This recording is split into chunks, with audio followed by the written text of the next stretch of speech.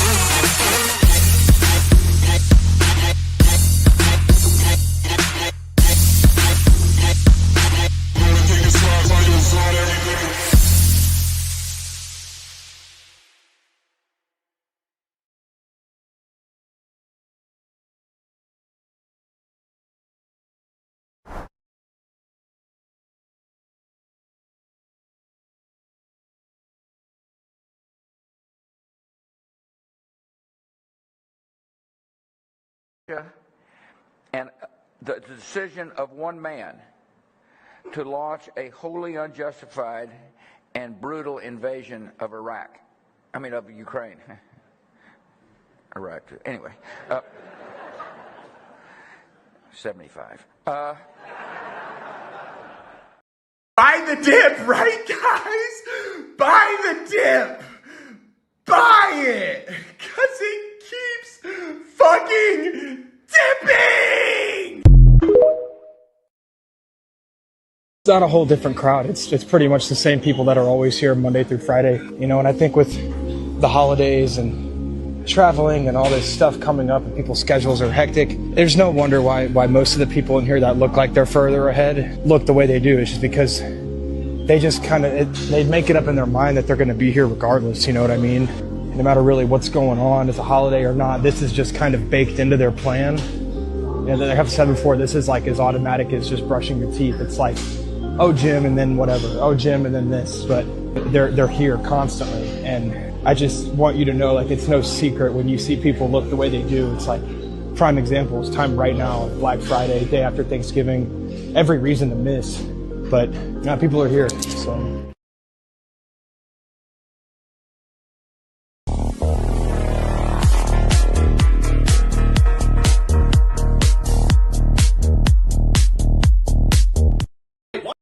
What? Wait, Bitcoin's pumping? Oh my god! First my lungs get liquidated from this massive dump, then I borrow money from my mom to short at 80K because I thought we were going to retest the previous cycle's all-time highs.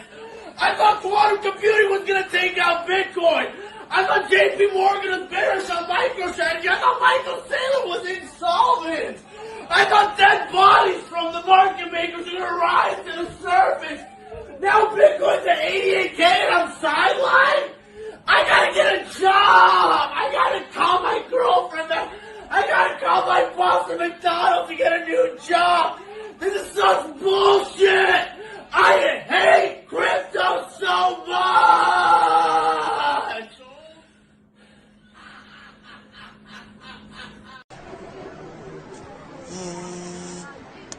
Now do the $20 hit, man. That was all my money.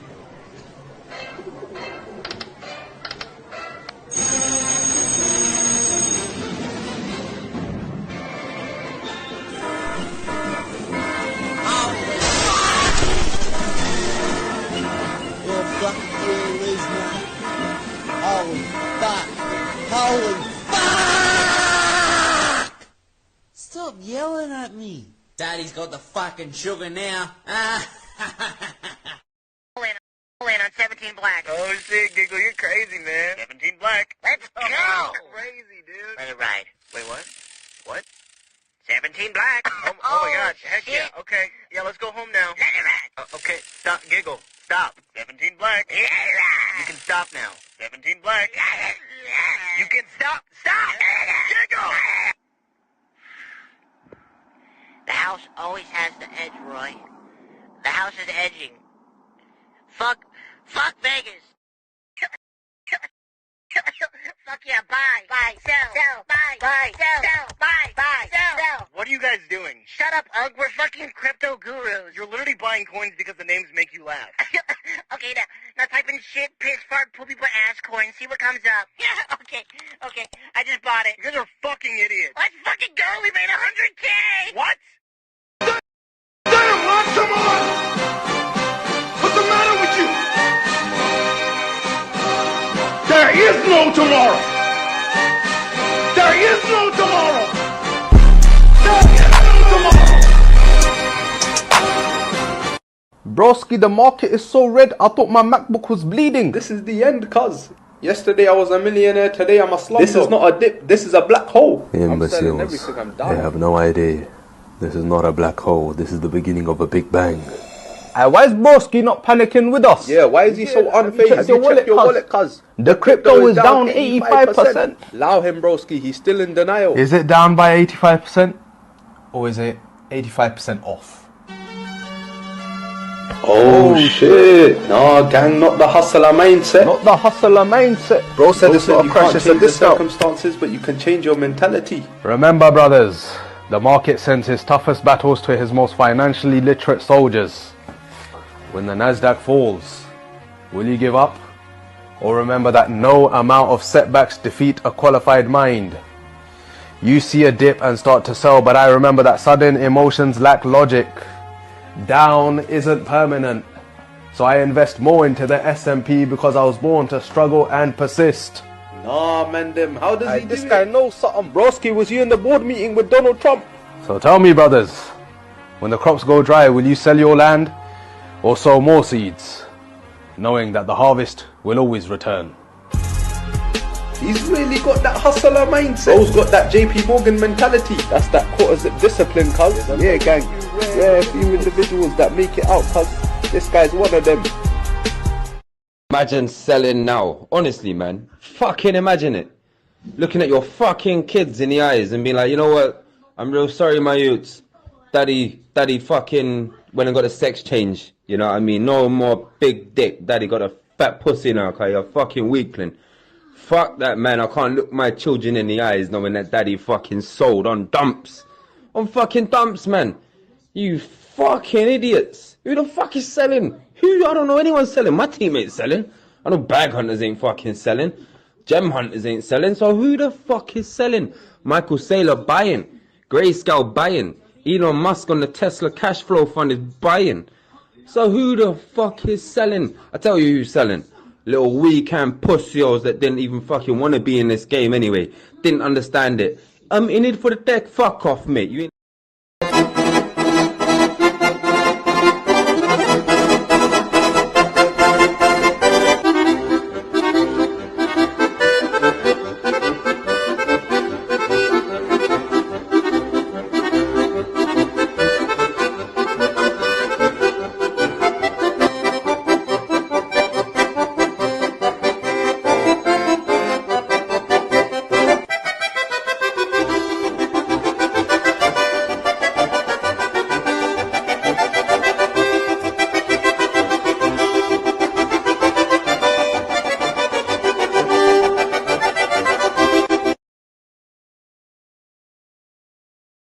This is the day in the life of a fat nigga crypto millionaire.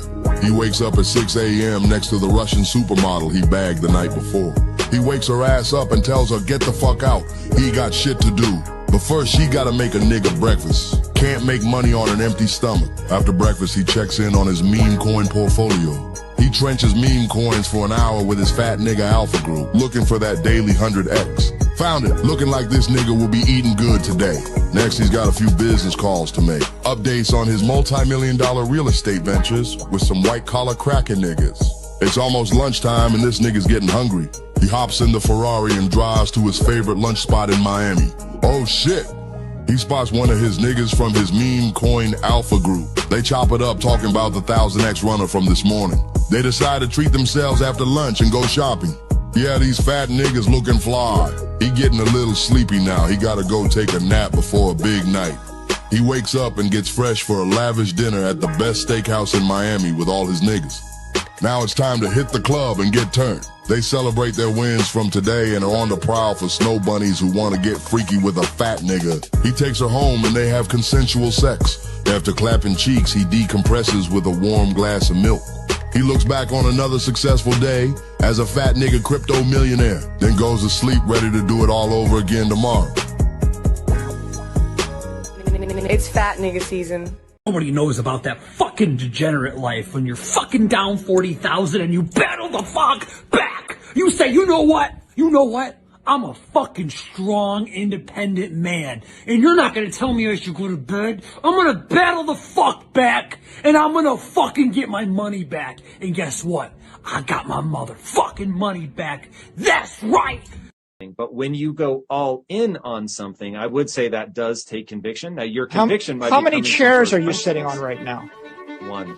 Are you all in on the chair? The point really is you put on one pair of glasses. You've got one pair of AirPods right now. You're looking at me through one screen. You're using one microphone. That's a one microphone. Like, you trust it? Is that conviction? Seems kind of scary. Why don't you diversify? Why don't you use 10 microphones? The point really is things in your life. Do you drive in 10 cars at the same time or one car at one time? Do you drive down one street? Aren't you afraid that you're driving down one street? Do you take a different way? You know? So my point really is, if you're you get on one airplane, are you convicted? You put your entire family on the one airplane, aren't you afraid? There is no second asset. Well, Bitcoin's the best crypto asset. Okay. What's the second best? There is no second best. There's no second best crypto asset. There's a crypto asset. It's called Bitcoin, right? Right? There's no second best, okay? But take all your money, buy Bitcoin. Then take all your time, figure out how to borrow more money to buy more Bitcoin. Then take all your time and figure out what you can sell to buy Bitcoin. And if you absolutely love the thing that you don't want to sell it, go mortgage your house and buy Bitcoin with it. And if you've got a business that you love because your family works for the business that's in your family for 37 years and you can't bear to sell it, mortgage it, finance it, and convert the proceeds into the hardest money on earth.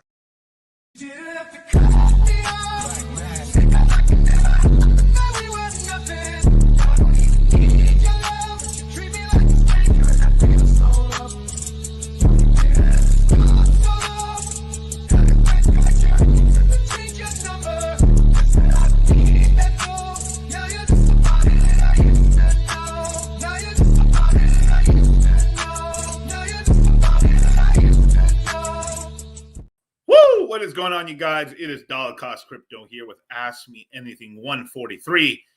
It is what it is, man. What's going on, you guys? Yeah, man. Hey, the market's a little green today. Nothing crazy. I mean, Bitcoin bumped up a little bit last night to 93,000. It's back down to 92. Ethereum's it's actually kind of gained about $100 more or less. So that's not bad. See where Solana's at. Yeah, it's almost at 140. Not bad, man. But man, who is what do we got here, man? We got shout out to number one right here, bro, Eduardo. I don't know why they're adding all these fucking dumb little letters and stuff, but shout out to you, brother. Let's fucking go. What's going on at 3? God damn it, you guys. 4, Crypto Toad. All hail DC in DCC we trust. That is right, ladies and gentlemen. That is right. That's right. Yo, what's going on, brother? What's going on, man? Fusaka! Fuck Zen, bro. Zen got fucked up. Zen's always been a scam, dog. And I'm, that one was so apparent, dudes. I mean, it's a vampire attack on a vampire attack on a vampire attack. I mean, like, what else are we going to say? And that's right. We got Alex Santos, man, with West Coast Customs right there, man. Whole lot of money in this motherfucker. That's right, man. Bunkai. Greetings, Moon Gang. What's up, man? I still have to watch the 1,000-Year War. I still haven't watched it for Bleach. I need to go watch that shit. Kenpachi supposedly fucking actually uses his Bunkai finally. That's kind of cool. I need to see that. But what's up? We are live. What's up, Fang? What's up, G? No sleep now. That's right. We got Cal, man. What's going on? Moonstronauts. Let's fucking go. That's right. Damn, we got a lot of people in here. It's Jew season. That's right.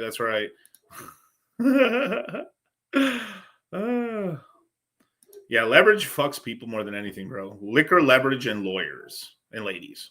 The big 4. They always said 3. It's 4, bro. Some people aren't red pilled and then they get fucked. As if social media isn't apparent enough, your lady can be really bad for your career. Very, very bad. It's sad to see. I mean, like, shout out for Steve will do it, man. Big fan. Apparently, I didn't even know he got broken up with his girl, man. That sucks. But he's beefing with Logan Paul. But like nowadays, you don't know if it's all drama. It's probably all fake reviews. But but maybe it looks real. I don't know. I like Steve. But oofa. Your day one. Sometimes your day ones don't stay with you, man. That's some bullshit, bro. And that shit hurts, bro. I can imagine you're with a girl for fucking 15 fucking. That shit would hurt me, dude. You're with somebody for that long and they betray you like that. That's fucking terrible, dude. Shame on her, bro. May she burn in hell. Habibi, what's going on, brothers? Oh my! Oh, dude, I totally forgot to play this one.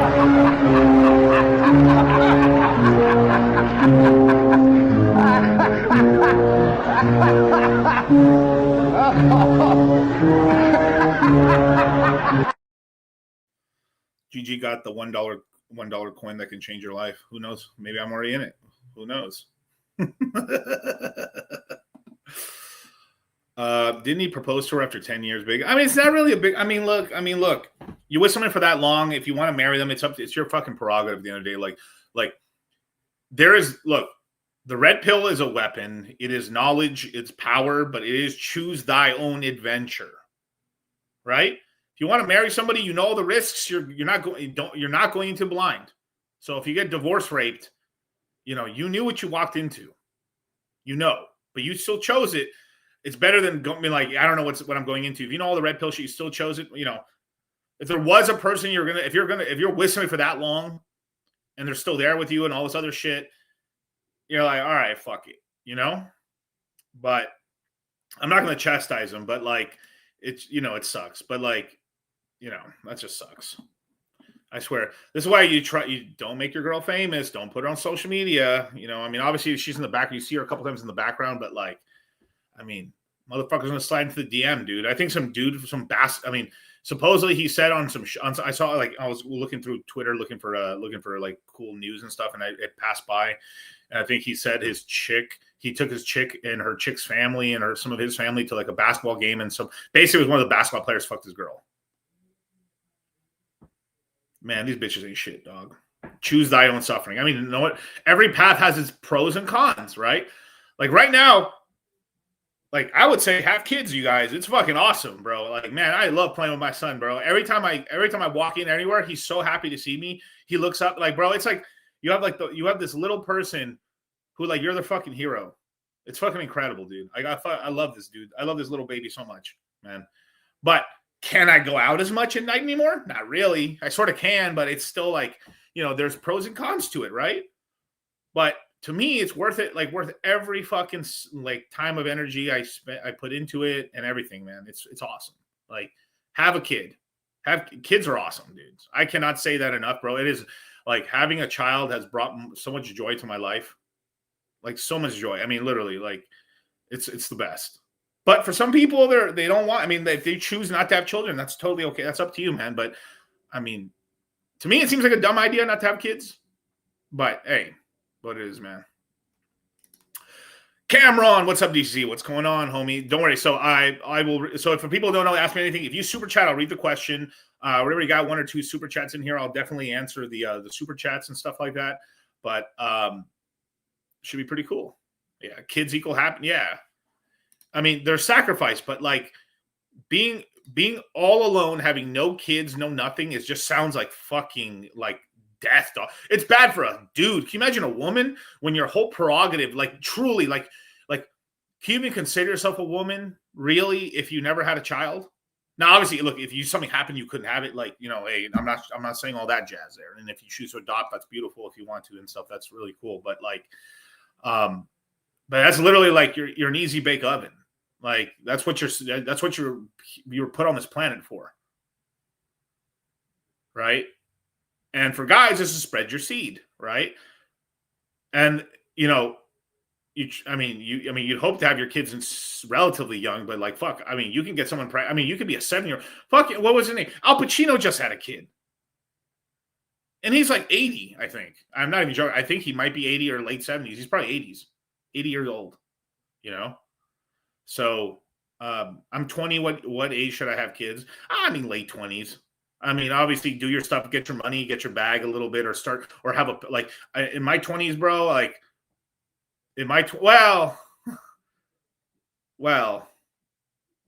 I think I would have been okay if I had knocked up my girl that I have now in my 20s. It would have been it still would have been fine. But I think I'd have like a 13-year-old or a 12-year-old or something like that, maybe. Who knows? But it's like that is your decision. I mean, that is your decision at the end of the day. But probably later in your 20s. And so if you're a dude, you're not on the same times table as a girl, right? Girls should be having like their kids in their 20s, your early 30s, but like it just gets impossible. I mean, you have to pump some real money to get her to IVF to try to get them pregnant in their mid 30s or higher, if you want to do that, basically. But yeah. Late 20s if you're on your shit. Yeah. I'm like, I mean, look, I didn't have my first kid. I didn't have my like what? Got my chick pregnant at 32. Was born when I was 33. Like, I found it poetic. My first child's born, the same age Jesus died.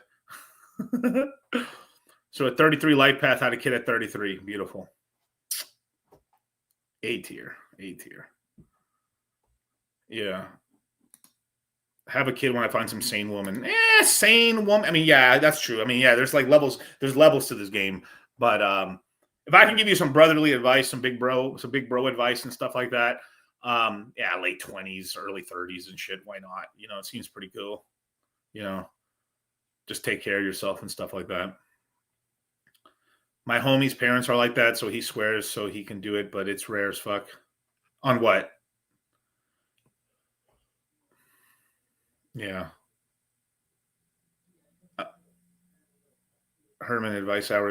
Yeah, I'm here to give you life advice because there's plenty to talk about the market and stuff. But and I'll get to all the questions and stuff. But it's really important. It's really important. Like don't be like these people. Like there's a fucking psyop here. I mean, the fucking country's dying. We need children, right? It better be fucking children with the same mindset as you guys. They're going to be crypto wealthy. They're going to know about the market. They'll know how to invest. They'll have delayed gratification. At least one of the parents is going to be fucking G. I don't know what you're choosing. I mean, it's very likely because you're red pills, you're going to choose better than the average chump. But, is it, what is this? Justified misogyny. Okay.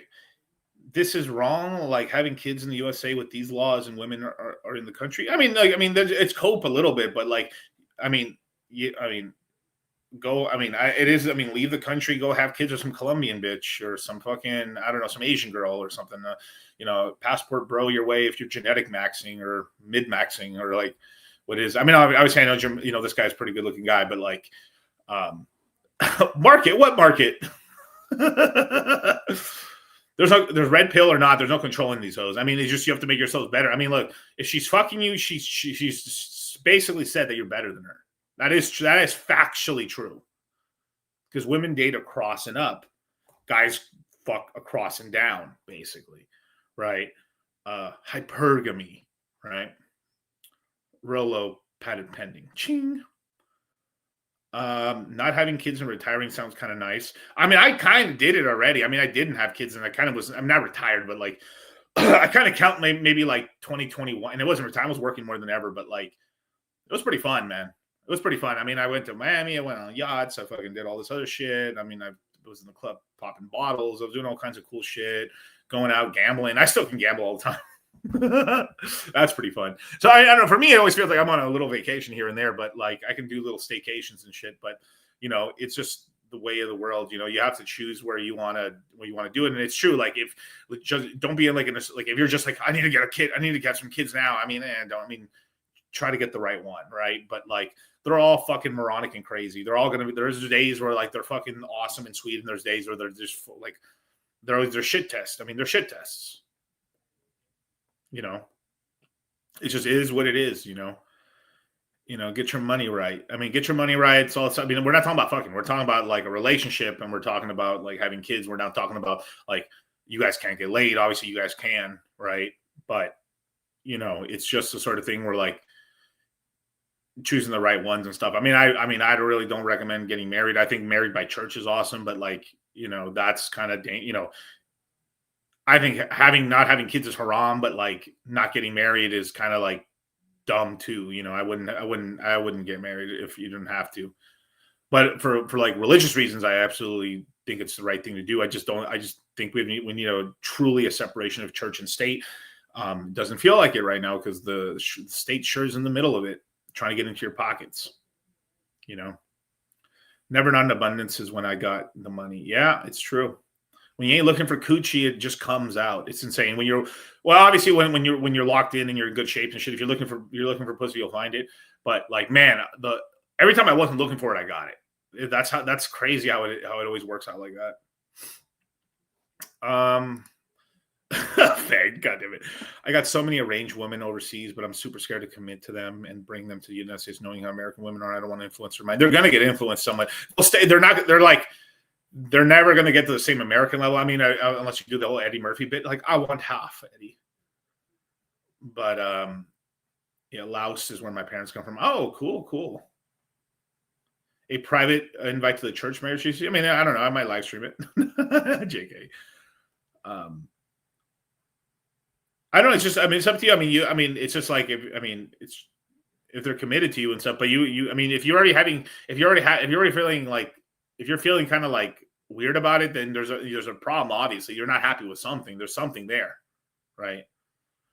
But they're going to get influenced no matter what. But I mean, as long as if you limit their social media and stuff like that, and it's really. I mean, the social media is one part, but the other part is really like because you're not a social media influencer and stuff like that. So you shouldn't. You're not going to worry too much about the social media side, but it's going to be their friends basically. I'm going to be married. Wait, I'm going to be married, and that's because one of those things I've told myself to do before kids. Yeah, well, hey, that's you've chosen thy adventure. You have chosen thy adventure. I mean, there you go, and there's honor in that. Obviously, if you really want to do it, it's just eyes wide, not eyes wide shut, eyes wide open to what you're walking into and stuff like that. But if you know that, also like a prenup, if you're at your assets and stuff like that, and it's just a smart thing to do. And I would definitely have another bank account in secret. But anyways, Cat's Kitchen. Talk about base female. Here we go. Here's one. Reckless cut the live. Definitely, man. We don't marry legally here, but fuck. I mean, it's tight, and now the new generation's more woke. I mean, every generation's more woke. They're just more backwards. Even though they're woke, they're going to be less woke than American, right? British, European. Don't fall for this. Like, oh, they're so much better in Europe. No, it's just because their pussy's looser. That's all that is. Like, if you're from here and you go to Europe, you're unique and exotic. Just like an Australian comes here, they're exotic. Just like a person from Britain. Like, to British people, they sound retarded, but here they sound sophisticated and smart. It's just what it is, you know. That's what a kobold's for. Haram. But like, there's nothing wrong with that. I mean, if you're Christian or Catholic or you're Islamic or whatever, the marriage is a big part of the religion and stuff like that. There's nothing wrong with that. It's just going in eyes wide open and using that red pill power to like protect yourself, as well as, you have a getaway bag, and that way you can't get divorced, raped completely if it does happen. And I mean, there's no way around, like, taking care of your kids. You got to take care of your kids. Have you seen the Akash stuff? Yeah. But how long? Okay. Even before all this stuff, you got anyone watching my channel? I've been talking about this since like 20, not 21. Because there was so much crypto shit going on there. There's nothing to talk. I would say since the bear market, I've been saying, don't put your chick on social media. How many times have I said that, you guys? Type 1 in the chat if you heard me say this over the year. I'm talking before all this shit happened, even before the Will Smith stuff. I have been saying fucking for like 3 years now. Literally 3 years since the bear market of 22, right? Do not put your girl on social media. Do not let them have a podcast. Why? Is that how you made? Did I meet you as a podcast host? If they already had a podcast when you met them, then you already know what you're walking into. You're like, hey, it's like dating a female comedian. She's gonna talk about you on stage, like, dog. Like, I've been saying this before I got hot. Why? Because I'm in the red pill. And like, fucking Rollo Tomasi's my fucking business partner. I'm fucking friends with Mike Sartain. I'm friends with the whole red pill and shit. Like, I know this shit for a long time. I've literally learned from the best of the best when it comes to all this shit. But I literally, like, I can go to the red pill Bible and I can go to the source. I can go to the guy who wrote it. I can literally go to the source. I could speed dial. I literally text Rollo on a daily. We're always text each other and shit. I literally go I can literally go, hey, bro, I don't understand this. What is it like? And they'll explain it to me if I ask them to it, If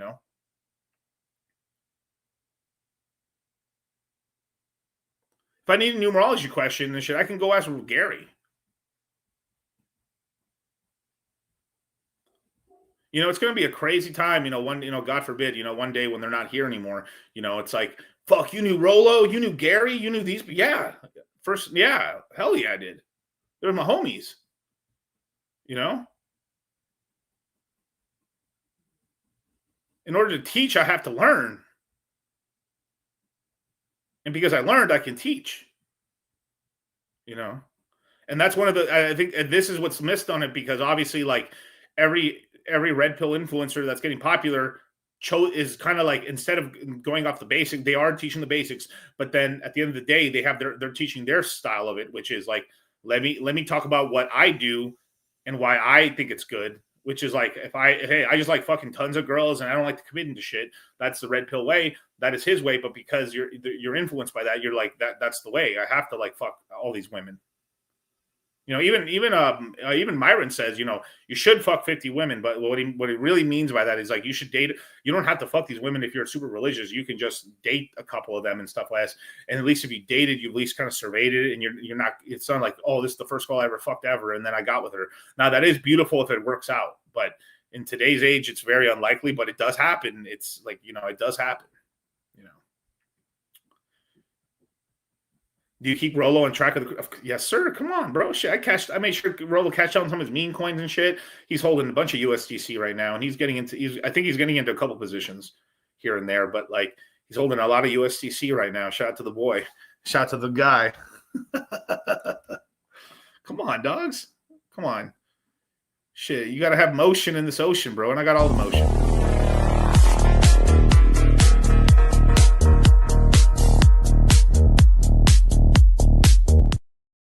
Yeah, Myron wants you to have hell experience before committing to a girl. Yeah, it's absolutely true. You should.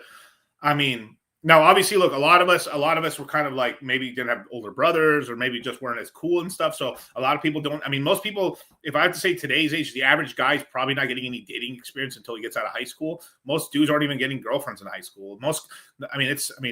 It's kind of crazy to me that, you know, you don't even kiss a girl before high school. That's insane to me. Or before you leave high school. But bumbaclot.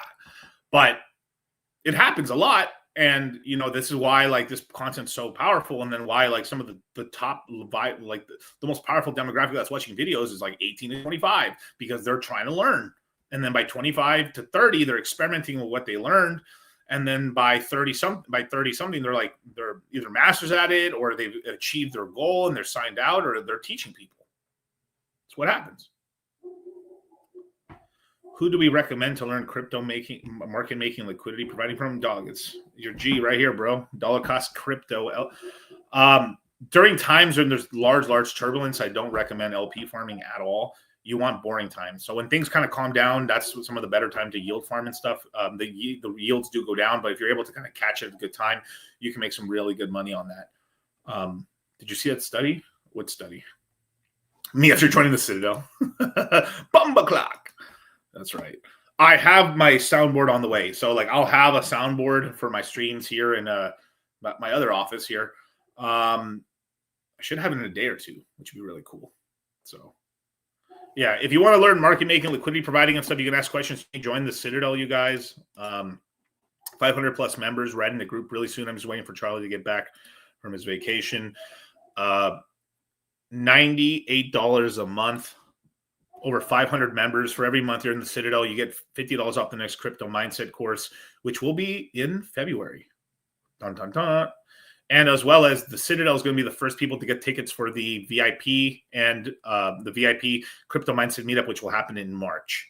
So we are going to have a big meetup in Las Vegas. It's going to be a sweet. This is the 4th annual party. We've thrown supercars, Lambos, nightclubs, bottles, gambling, and a lot of learning and teaching, private classes. You get to ask questions to me and Charlie all day, get sauced with Miguel and Charlie. You don't have to drink. But I do usually recommend, if you're coming to the thing, it'd be better if you were 21. We've had people, be 18 plus and stuff, and it's fine. We make sure all the main events you can go to, everything. You don't have to be 21. But, a lot of the extracurricular activities, 21 would be better. Goth Latina, hey, don't give away the sauce yet. Don't give away the sauce. Cat's Kitchen loves the Citadel, and the Citadel loves her, man. Hell yeah, man. When's the next call in the Citadel? Let me see, actually.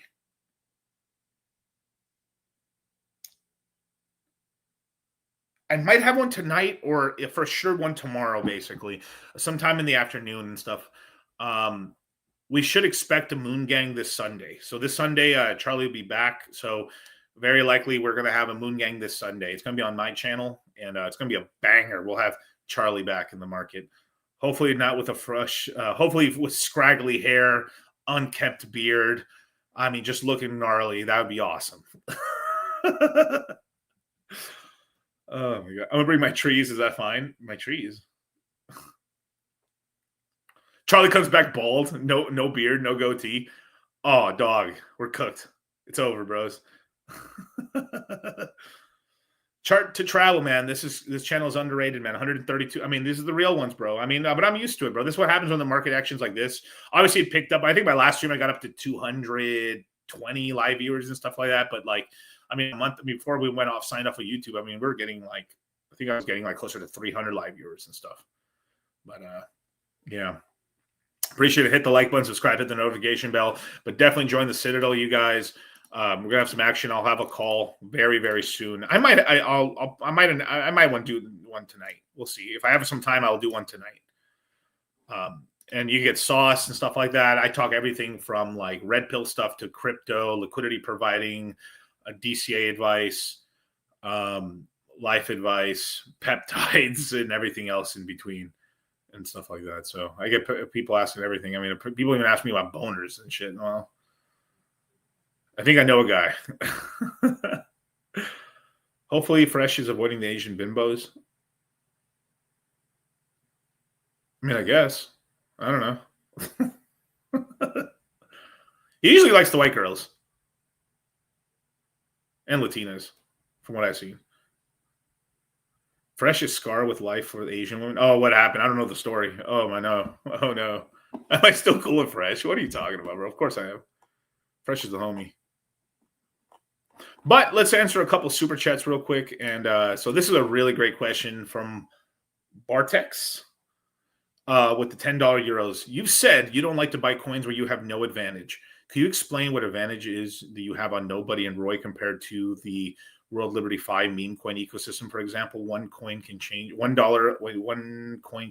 life. Yeah, obviously that's a really great question. Thank you for asking that. So, okay. So what I mean what I mean by that is informational advantage. So I like to buy coins where like I see a lot of, so like the way I've made this cycle, the way I've made a lot of money is by just searching like trends, right? So I've made some really sizable amount of money this cycle by basically being able to catch meme coins as they pop off.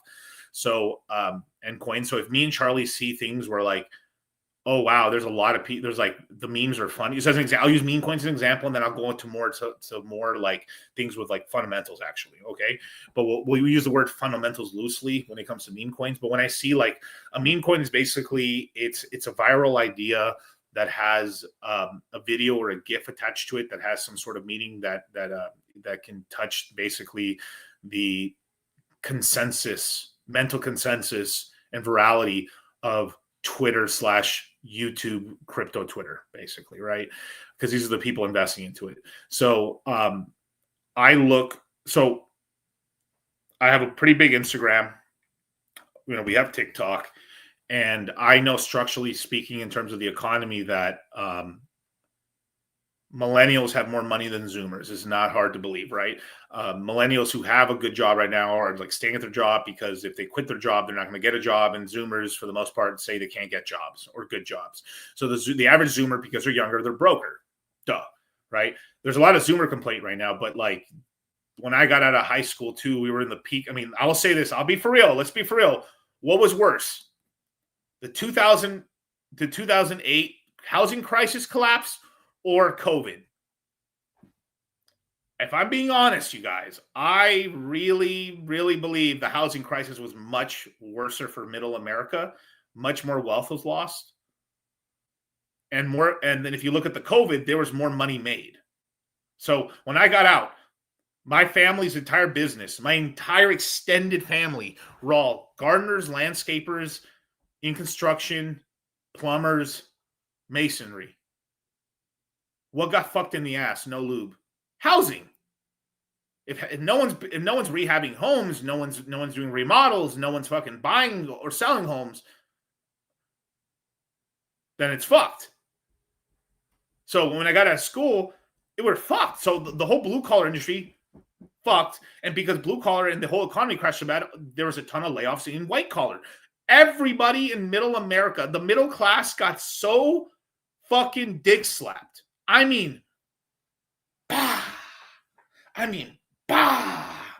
Celsius Coke can, bah, destroyed.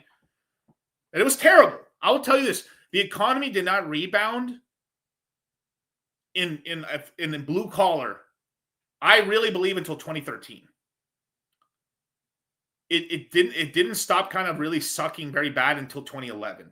If you had a business, you had to make some money. If you're really grinding, you were starting to make money in 2011, but it was rough from 2009, 10, 11.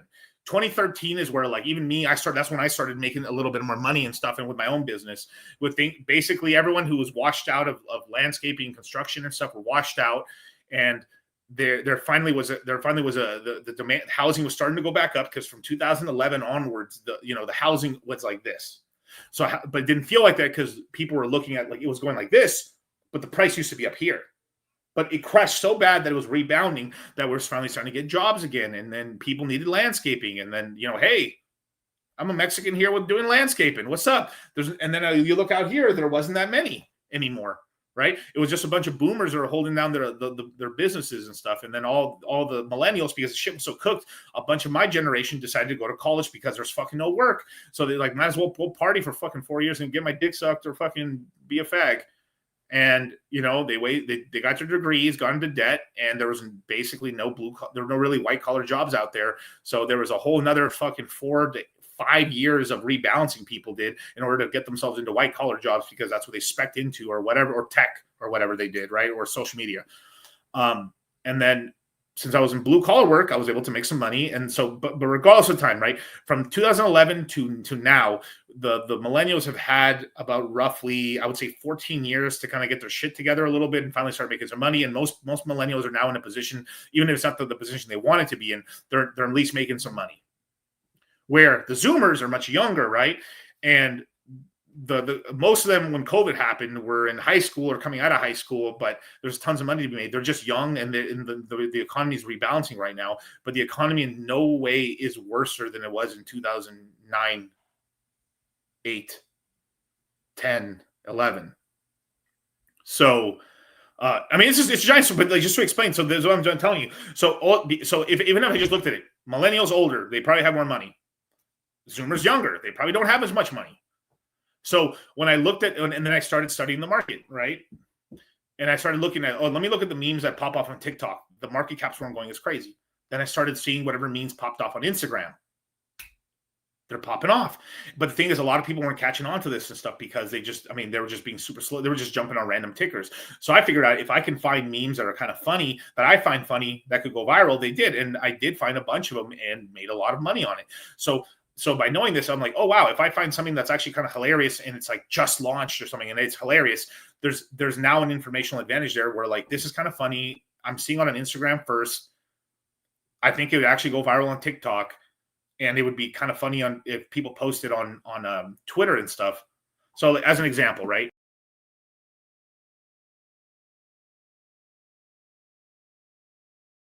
Hey, this is the day in the life of a fat nigga crypto millionaire.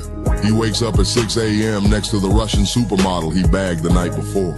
He wakes her ass up and tells her, get the fuck out.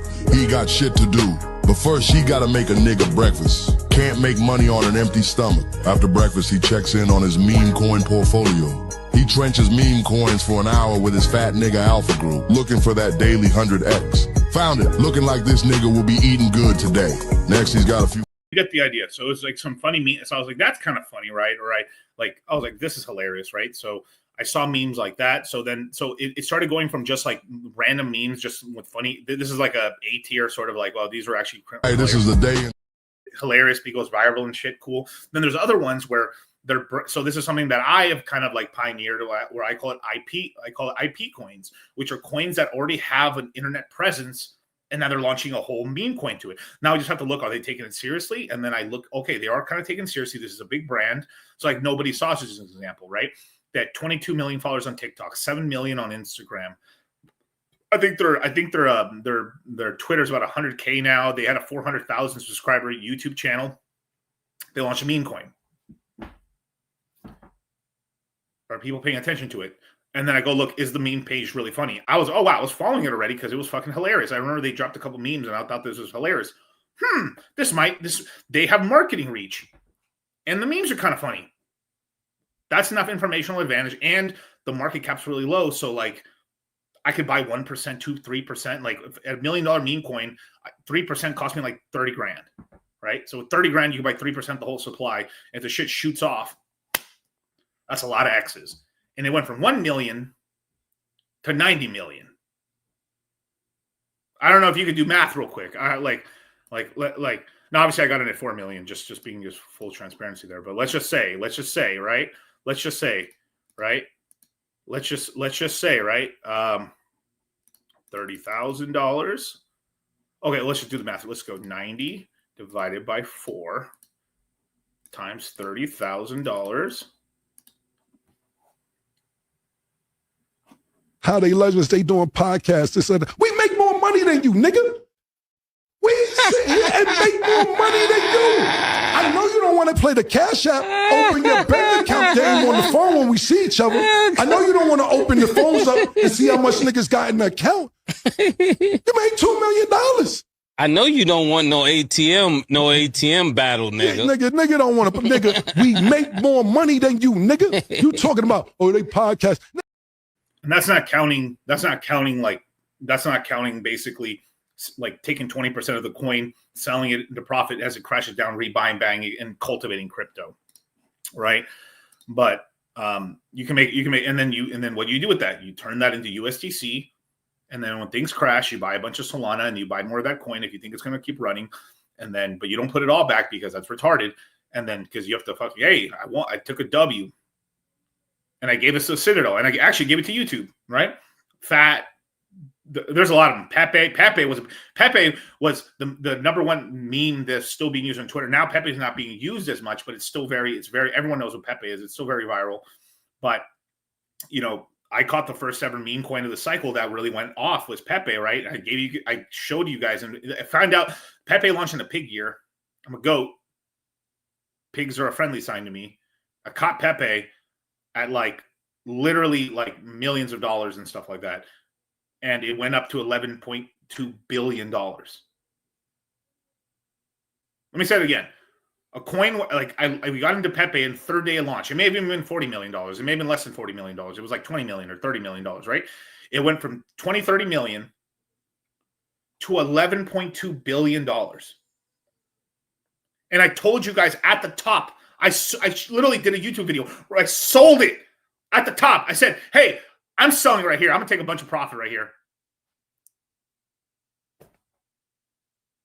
And I did it multiple times on multiple the all-time high. Literally 6.9, boom, boom, boom, this right there, 3 billion, 2 billion, like 8 billion a couple times. I took profits at 10 billion once or twice. And then when it went to 11.2, took out another chunk there. Like, you know? And that's what I'm talking about. And that's my biggest hitter, obviously, Pepe, this because it just went to $11 billion, right? Shit, that was a lot of Ethereum, baby. Very beautiful. But then the meta changed over to small because there was just less. There was just like, I don't know, maybe like there was just more market participants in 23 and 24. And then things got kind of dry in 25. So I just went out to Solana coins, which was much lower cap coins. So I had to change the strategy up a little bit, but still made money on meme coins on Solana, right? Now, that's informational advantage where like I know this thing, I know this thing, I know this market pretty well. I see something that the market doesn't see. And with my experience in the market and also doing some research and also, you know, because with meme coins, it's about like, you think it's funny because that's virality, or there's some big whales in the background of it. If I'm tracking wallets and these they're kind of a cabal a little bit. They're pumping and dumping stuff like this and shit like that. And like these are massive whales from SHIB or massive whales from Doge and this stuff in my run. Okay. So that's the informational advantage, right? So just to go back to your question, right? I know that was a long explanation, but that's what I mean when I say informational advantage. Now, when it comes to other coins, right? It's because you're like, you could have it. So informational advantage is also like, oh, I'm like, as an example, like for Shadow, as an example, right? Well, I was in Sonic. Doesn't look so good right now, but like, hey, I was an OG person in Phantom. I know that ecosystem like the back of my fucking hand, and I know how much money I made on Solidly and Solid X, right? And I know a lot of the players in the game, and $24, which I've knew, and I interviewed him and stuff like that. Like, oh wow, he's going to launch a protocol. I think this thing's going to be big. He's got the blessings of the guy who runs all of Sonic and stuff, the tech of it, Andre. Does a lot of the market know that? I don't think so. It is out there on YouTube. It isn't like insider info or nothing, but like there's not that many people paying attention because they think Sonic's gay or something. Shit, let me dump a bunch of money in this. And it went from $5 to where? $200. Not even including all the yield that was made on it, right? So that's called informational advantage. Where like something like World Liberty Fi, like I don't know the trumps. There's a lot of so it's sometimes like knowing like you're in a smaller market, so you can essentially you have informational advantage because people you have less competition, and when it does run, people like, oh wow, this is running. They're pumping your bags because you're in already. Versus with a coin like World Liberty Fi, there's VCs, there's giant corporations, there's whales, there's Binance whales, there's crypto.com whales, there's a ton of, there's so many players that it's more likely that you're gonna get fucked, right? Now I did jump on the Trump coin when it launched, right? And then as soon as like, oh wait, like they're launching another coin, it's a Melania coin, I just got out. I made a cool 3x, 4x on the money that I invested into it. And it just crashed to shit, and I didn't put it back. I just rolled it all into Solana, you know. So that you can get informational advantage, but like there's a difference between like I've said, meme coins because it's much looser. It's more virality. Does that have marketing virality? Is it a part of a system? Like Roy is friends with Nobody. The Nobody team is helping Roy out, and Roy and Nobody are kind of connected to Pengu, and they have a huge marketing arm. And guess what, Roy? What's the informational advantage I have of Roy? Roy's been. Let me see if I can. Shit. Let me see if I can show you guys something.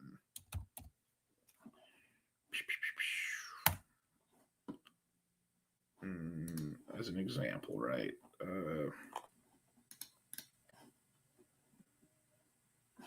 Let me do some research, right? But let me see if I can.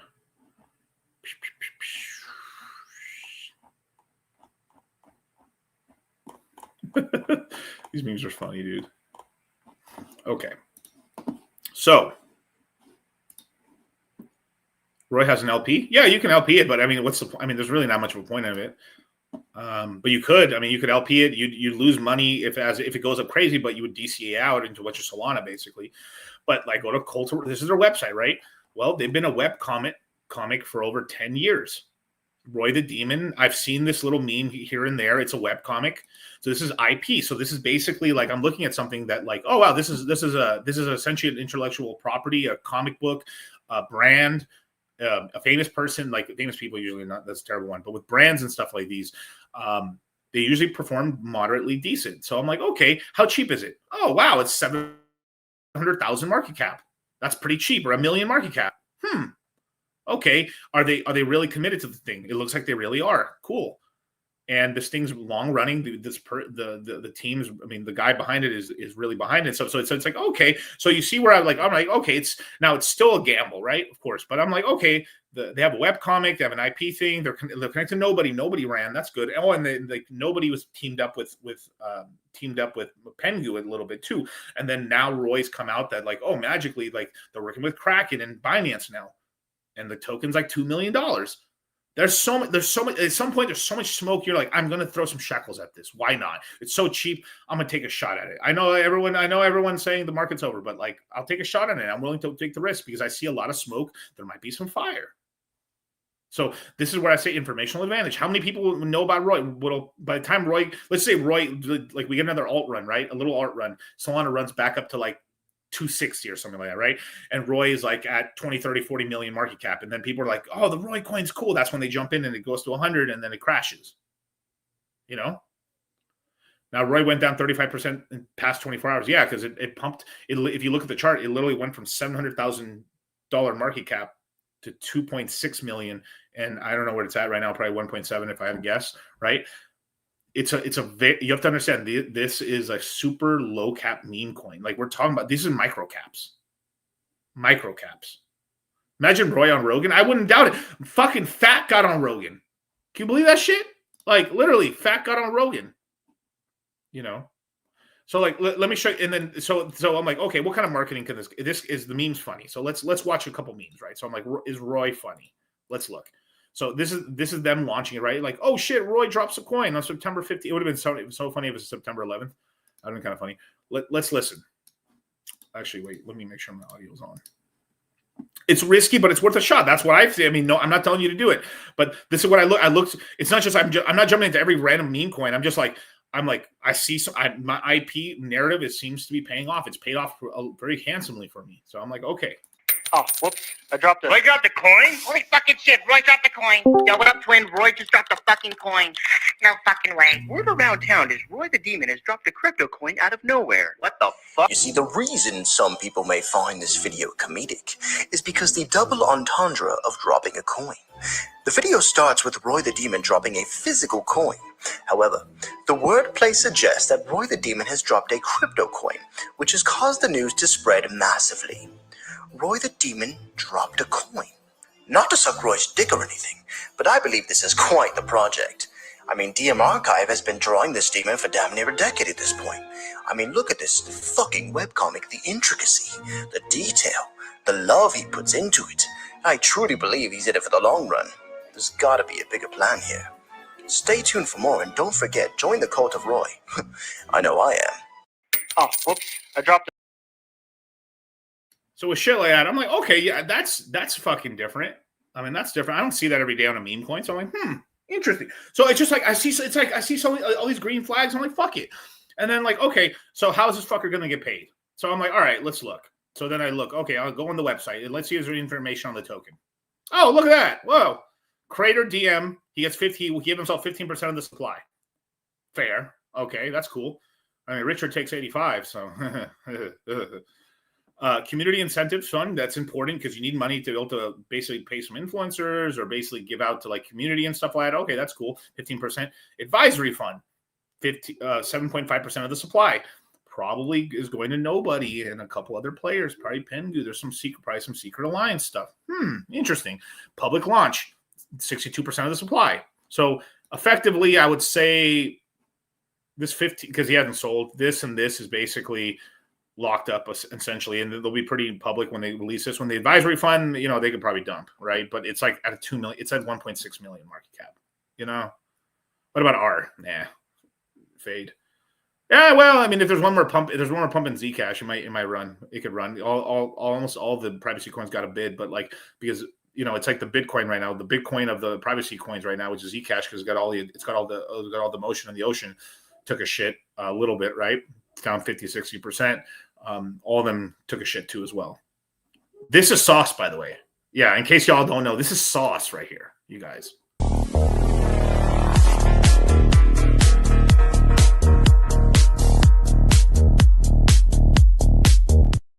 So let me speak to you about informational disadvantage. Influencer tokens. Do you know Tate? No. Do you know Iggy Azalea? No. Do you know, I don't know, any of the list of rappers that launch tokens? No. Usually rappers are fucking retarded and kind of pieces of shit for the most part. Most rappers are kind of pieces of shit. They're usually not good people, most of them. Not all of them, but like there's a large portion of them are just fucking retards, spiritually, emotionally, and everything. But hey, they make some good music from time to time, right? If you want a pulse chain question, super chat away, dog. I will answer it. I don't shy away, but I'm answering a question. I'm giving sauce. Listen, motherfuckers. I'm teaching. I'm having a sermon. Padre DCC Father Gaines is trying to teach you how to make money in this market. All right. Now, informational disadvantage is that you literally don't know what they're going to do, and then so you have to look. Okay, what have the rest of these assholes done? All celebrity tokens have fucking gone to zero. Even somebody with like all the network connections that like Tate has, that he's struggling to make his token. He hasn't rugged his token. I'm not saying he's rugged his token, but he's struggling with even his token.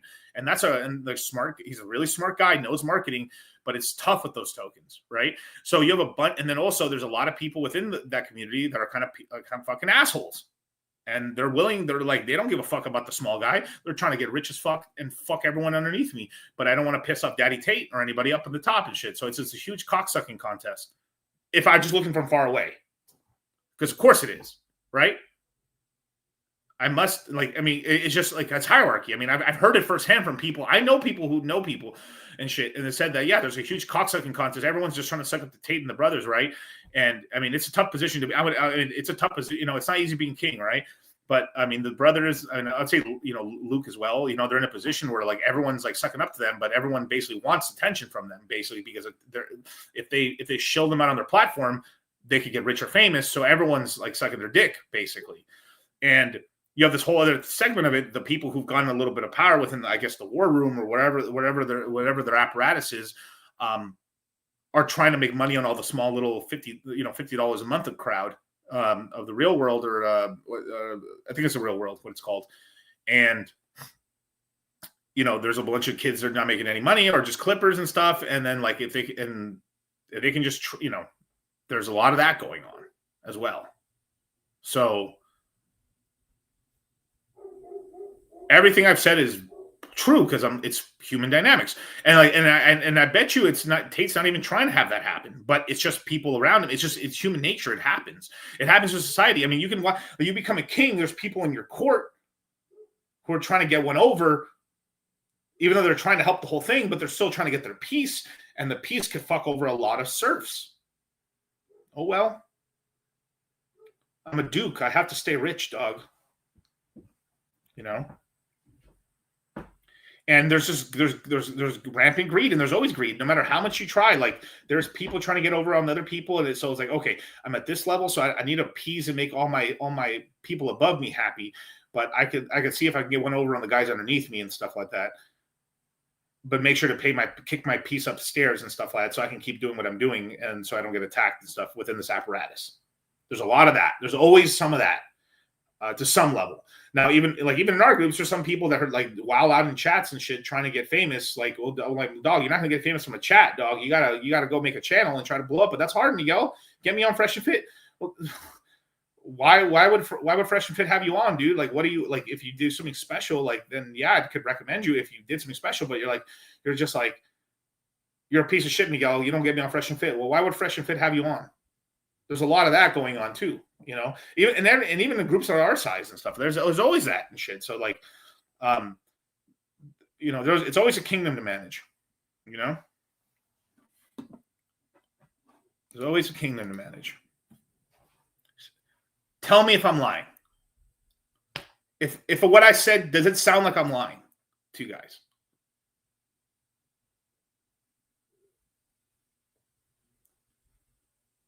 There's motherfuckers that have been on Reddit who are like the King Kong of mods, and that is their life goal, and like it brings them nothing. Instead of like trying to get the information from there, let me go do something in the real world. Like, you're not gonna get Twitter, you're not gonna get like mod famous and shit. Like, you have to do stuff. You have to make videos. You gotta do some, like the squeaky wheel gets all the grease. Like, you gotta produce content. You're either a consumer or a creator. And I'm a consumer too. I consume videos. A majority of my info that I consume is from videos. I'm an auditory listener. I love audiobooks. Fuck reading. I love reading books, but I'm an auditory listener. I love watching videos and stuff like this. This is how I've gotten a majority of my information. I watch charts. I go on the right websites and stuff like that. But like that, this is the truth. I'm telling you the truth. That's why it was such a good question. That's why it was such a good question, man. But it's like informational advantage versus having no informational advantage. I have a lot of respect for Tate. I really do. Right. I mean, he propelled like the red pill, even though maybe he's trying to distance himself from it. But like, I mean, a lot of his info is from the red pill, whether he likes it or not. I got a lot of respect for him, his brother, and Luke and stuff like that. Luke's like a genius too, man. Like how he set up his whole system is fucking A tier. But regardless or not, like, you know, I had no informational advantage. I wasn't like, as an example, if I was on the highest echelon of the war room or something, and I was in there and I knew Tate and stuff, like, I was like, fuck shit. It's kind of stupid if I didn't invest. But I'm so like not in that apparatus that I'm going to get cooked. So I was like, oh, let me send all my guys into that inferno to get fucked. And I'm only using that as an example because that's a very clear example. But there's other things. Oh, let's jump. So okay, what happened with the token with Neon? What's Neon's token? Is it probably 0 already? He crowdsourced or hasn't launched it yet, but he says he got a bunch of money on that. Like even Iggy, right, who did the best shot out of all besides Tate, on the influencers. She tried the hardest, and then she just moved over and launched a fucking token with Neon now. And then she was trying the hardest. She was bringing strippers to fucking to Singapore. She was bringing, and then like having like a whole cowboy strip club and shit, trying to pump her token. Her token did a little something, but even that didn't work, and it just flopped already. So if you always look at like, okay, 99% of the token, 99.9% of the tokens, if they're influencer based, by influencer, I mean like famous rapper, person like that. I have seen some influencer tokens do a little bit in terms of like crypto people, because like mini celebrity ones like that, those could maybe work, but like it's so far and few between. I'd make exceptions for those, but it'd have to be something crazy like a Kanye one. But Kanye wasn't as involved, and I'm a biggest Kanye West fan, and like still I didn't touch that shit with a 10-foot pole because there was so many scam tokens. You don't even know what's real, so like it get fucked. You know, you see that Gypsy Crusader has a point. It could do well, but usually these guys, they got to have a good team in the background to manage it, and also like create new things. You have to create storylines. You have to keep creating incentives. Most of these tokens are on buy and burns. They don't have anything, you know, like or you can like a PGC as an example. PGC will do pretty well, but it has a treasury management system. And then like when like as an example, like Teddy Bear, one of the Teddy Bear tokens were getting rugged. They depegged, they removed liquidity, sold it off, and then re-added liquidity later and did buybacks during the low and stuff. So it's like that's active management. Now, obviously, if the L1 keeps going down, it's going to just keep going down. But like there was an active like management there to try to hold it up a little bit. So this is the stuff we have to look out for. So this is just using both sides of our brain to think, like using the frontal lobe to its maximum extent. I'm pattern recognizing. Okay, so that's the difference. So just to answer your last thing, the difference there. World Liberty Fi, there's too many hands in the kitchen, but I know there's going to be big moves at some point, right? So this is why I bet on Bonk, because it's the smallest player attached to it. It's a meme coin, so I understand meme coins a lot better. It's going to move. It's attached to Radium. It's attached to Crypto.com. It's attached to World Liberty Fi. Okay, there's enough smoke there. And then on top of that, there's an ETF going to launch with levered, I think like 2x to 3x levered ETF for a meme coin, which hasn't been done before. So I'm like, okay, that's by Turtle. I think Turtle. I think it's Turtle Finance, or it's an actual VC. It's an actual investment. It's an actual investment apparatus, like it's a hedge fund essentially. They're launching that, and so I'm like, or Tutel or Turtle basically. And so when I saw all that, I'm like, okay, cool. And it's lower market cap, and also they partnered with Radium to launch. So the Radium essentially says they wanted to compete against Pump.Fund. So Radium had their own kind of like launch pad for Pump.Fund, right? Their own Pump.Fund. So they kind of fused it with Bonk.Fund. Is it going to be that great? Probably not. But like, hey, they're competing now. So now there's a bit of a buy and burn there. There's a little bit of stuff going on there. So now Radium's kind of hooked their boat a little bit with Bonk a bit. Bonk's over there with Crypto.com, and Crypto.com and stuff is with the whole World Liberty Fi. And Crypto.com is going to what? IPO next year. And the Trump administration has said that through World Liberty Fi is going to launch all their ETFs and all their fucking main products on Crypto.com. Bonk's down bad. That's good. So if you're going to take a nibble, this is where you take a nibble. You don't have to fucking hold the whole portfolio, but I'm like, all right, this is risky, right? But like, hey, I'll take a shot here. Now, obviously, like there's a bunch of shenanigans going on. There's obviously whales that have taken a ton of profit, that have done this and done that. I mean, there's a million stories out there, but like sometimes you just got to risk it for the biscuit, and you got to fucking do it. Like you got to do it if you're going to do it, bro. If not, it's like if, you're already walking on ice, you might as well dance if you're going to do it, right? So I'm like, oh, I'll throw a shot. I'll throw my $500. I'll throw $1,000, 10,000, whatever the percentage is for you guys, right? And hey, fuck it, why not? The whole market thinks the market, and they all thought the market was cooked, and the whole market's like, oh my god, I can't believe Bitcoin's pumping right now. Like, oh my god, like the whole market's sad because they got liquidated from chasing Aster the disaster and Hyperliquid. And Hyperliquid's a very good coin, but they all got liquidated from that, and this is how you get memes like this. What? Wait, Bitcoin's pumping? Oh my god! First my lungs get liquidated from this massive dump, then I borrow money from my mom to short at 80K because I thought we were going to retest the previous cycle's all-time highs. I thought quantum computing was going to take out Bitcoin. I thought JP Morgan was bearish on MicroStrategy. I thought Michael Saylor was insolvent. I thought dead bodies from the market makers were going to rise to the surface. Now Bitcoin's at 88K and I'm sidelined? I got to get a job. I got to call my girlfriend. I gotta call my boss at McDonald's to get a new job. This is such bullshit. I hate crypto so much.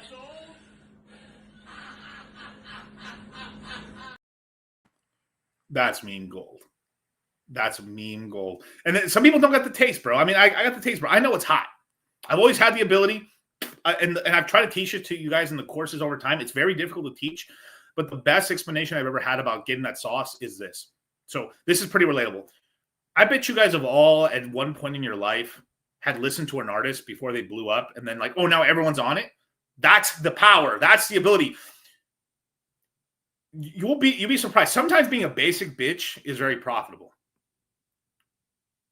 Let me say it again. Sometimes being a basic ass bitch, like like being a vanilla motherfucker. Like I'm not a vanilla motherfucker, right? I would say I'm more pistachio if I had to say anything as an ice cream.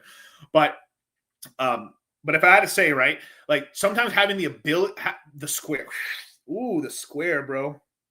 L7 loser, right? How you look at the market, right? But sometimes being a vanilla motherfucker has its power if you're able to if you're having to realize, if you open the third eye and realize for yourself, like hit the blunt. Fuck, dog. This is a video game in a way. And if you look outside of yourself, sometimes like having that ability, like, man, every artist I fucking like ends up going viral and going mainstream. It's fucking gay. I want to be different. Like, when some of the gayest people are the ones that like, I'm into this super indie rock band, and it's like, so like there is power. I like some indie shit like that. Sometimes I like really underground cryptos and all this other crap. But at the end of the day, knowing mainstream shit is very powerful, because you're like, hey, I think generally the most of the red pill people, or most of the kind of age group, the demographic that I'm in, kind of likes this. I like it, so I think a lot of other people like it. Let me put money into it. Oh, look, I made money. Like right now, the meta is racist. Didn't do that for months. I didn't drop a bomb on Paris.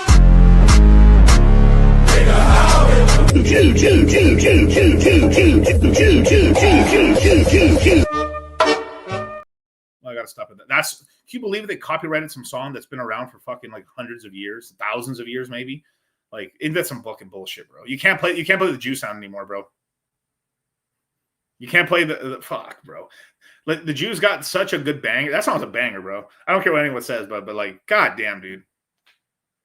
At this point, Miguel can use Bankai. No, definitely, bro. Mangekyo shotting gun.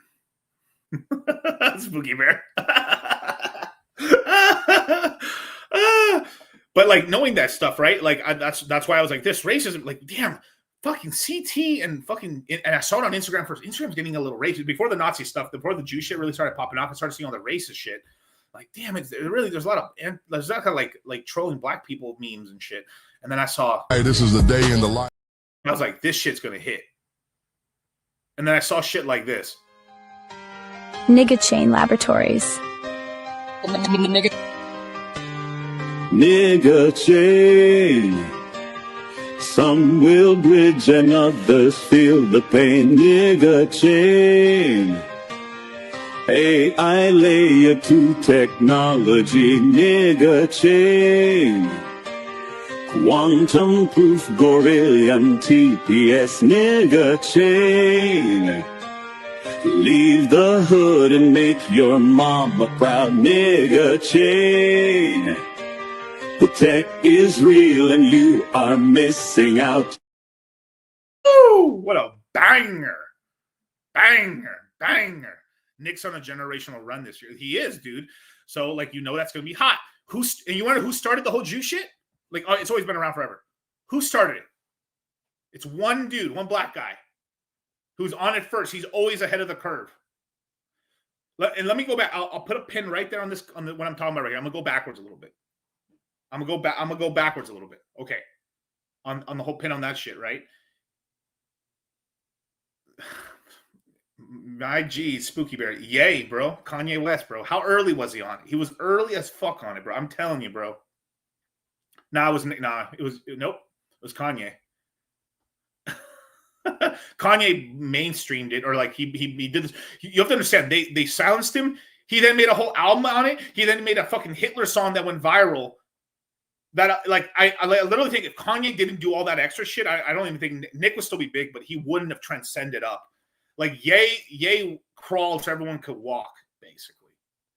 And now that Nick's here, not that big, now all the content influencers are kind of semi-copying a little bit. Obviously, I got to put Myra in there as like one of the trendsetters as well. He was doing it he was doing it forever. I mean, I've known him. I mean, he's been doing it since they started the podcast.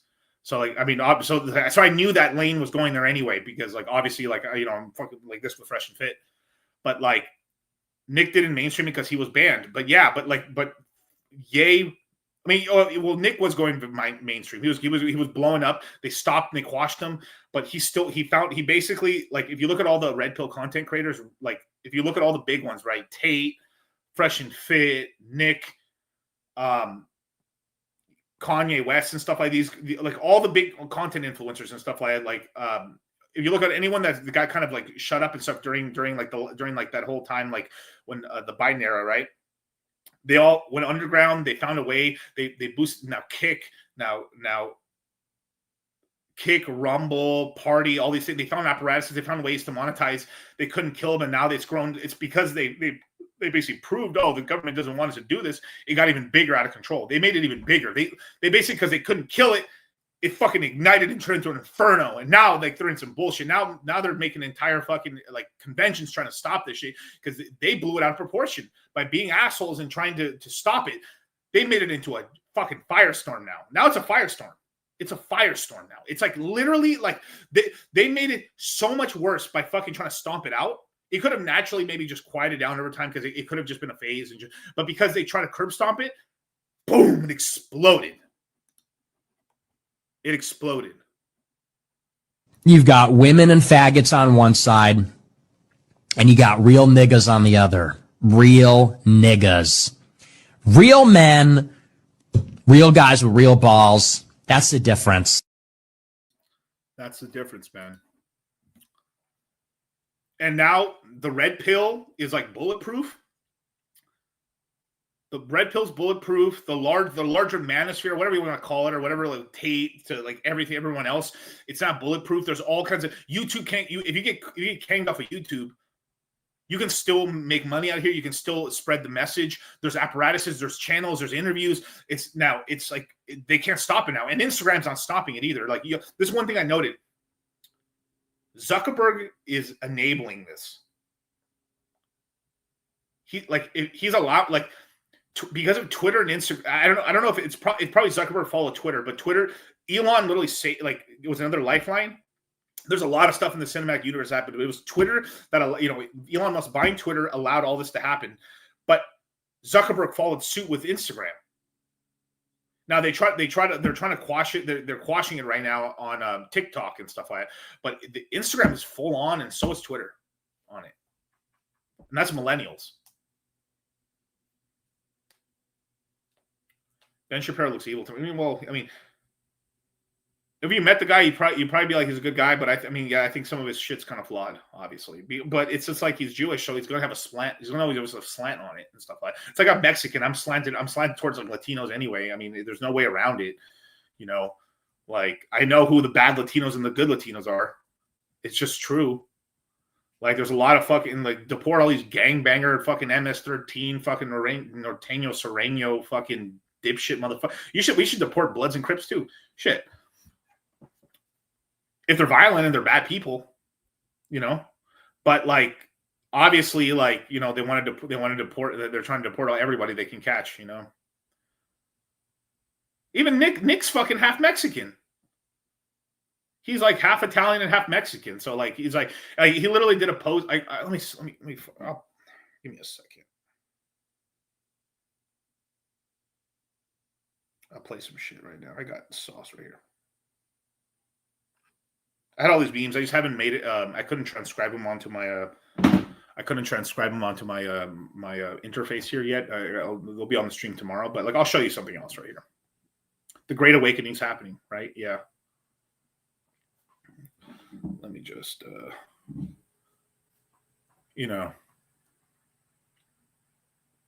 bro. Now this is now let me now that I said this, so just to go back to my original point here, right? So that ability to be able to catch waves and be able to see where the thing's going is very powerful, right? Another thing is like, so imagine this. I always thought this. Imagine how rich I'd be. Imagine if I could invest into a famous person like a stock, right? People have tried to do this, but the fundamentals just don't work very well because the artists would have to like share the revenue, and they're really Jewy about their money, of course, because they're afraid of it. But anyway.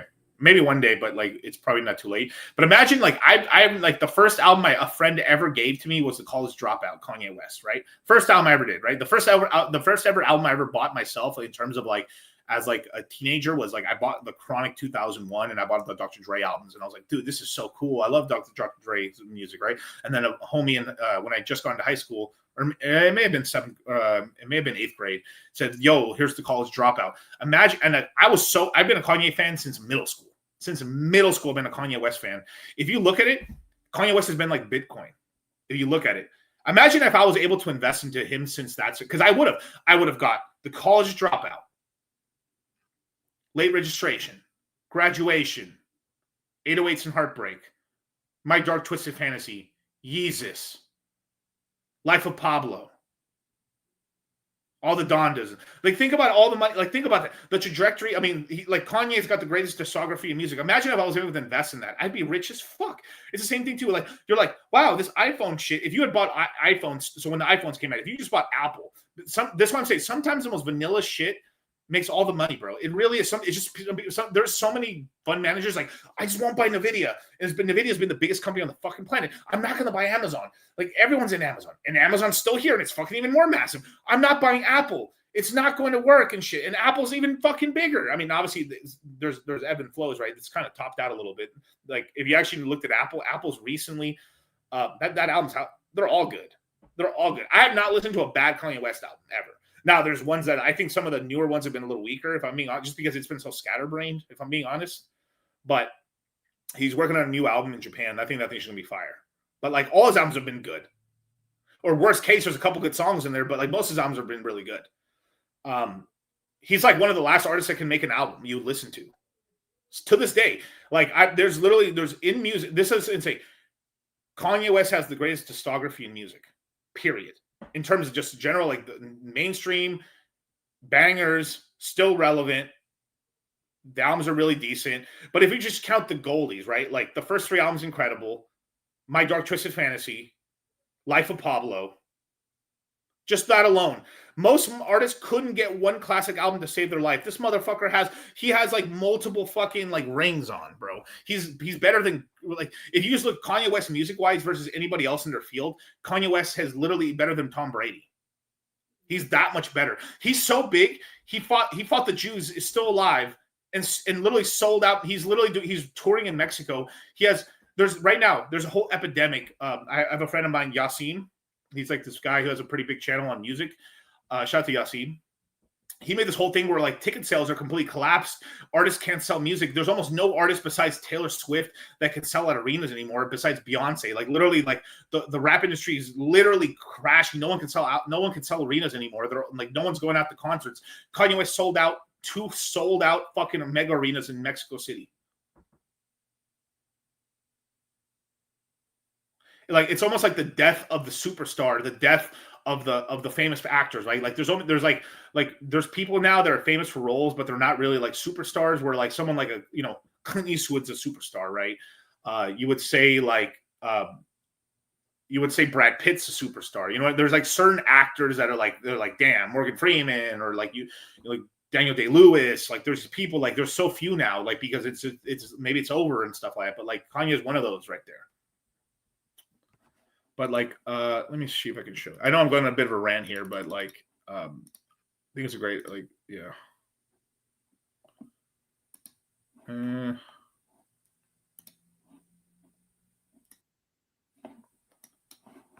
think this is the right one. Hopefully the music's not. Mel Gibson. Mel Gibson's another motherfucker, bro. He's that dude, bro. Mel Gibson's also come, and he makes. I don't think Mel Gibson's made a bad movie. They'll call you a lot of things. They'll call you greasy and fat and say you eat like shit and, oh, you need a girlfriend and you're not even really white. Okay, well, what the fuck ever. I'm right about everything. So take the information. The information is yours. When there's a perfect Aryan specimen that wants to take the lead, hey, I'll be the first one to sign up in his army. Call him Hitler and give him a mustache, and I'll be right there behind him. But so far, it's me. I'm the one holding down the fort. We all dream of a blonde-haired, blue-eyed, Aryan, founding stock, 6-foot, Chad, high PSL score who gets bitches and eats clean, eats protein and whole foods and local fucking honey and works out and isn't weird and isn't a freak. Okay, yeah, I can't wait for that guy to get red-pilled and be entertaining and charismatic and funny. But that guy isn't showing up for us. Your real dad isn't here. I'm the guy that stepped up. I'm the wetback that stepped up, okay? I'm the Mexican that stepped up for you ungrateful pieces of shit. You're welcome. Where's your real dad? He's in a fucking commune in Portland. Your real dad, your real Chad, Aryan, Nazi leader, he's in the Capitol Hill Autonomous Zone smoking a joint, okay? He's apologizing for being white to a bunch of nigs. He's out there with braided hair, sacrificing a rabbit in the woods, LARPing as a pagan, and thinking Stephen Miller's our closest fucking ally. I'm the guy that stepped up for you.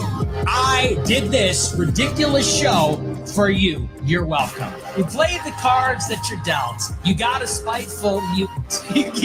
you got the spiteful mutant, okay? You pulled the wrong card. You pulled the Joker. You pulled the spiteful mutant. That's what you got. And you know, Chad, Stacy and Chad, hey, feel free. When I get killed by Mossad, they can walk over my corpse and be Hitler too. Okay, fine. No thanks to me, I guess, right? That's how it is. That's life. That's life. I'll happily do it. I'll call you a lot of. Whoo! Whoo! Whoo! Took a Mexican to save the movement. Shit, man.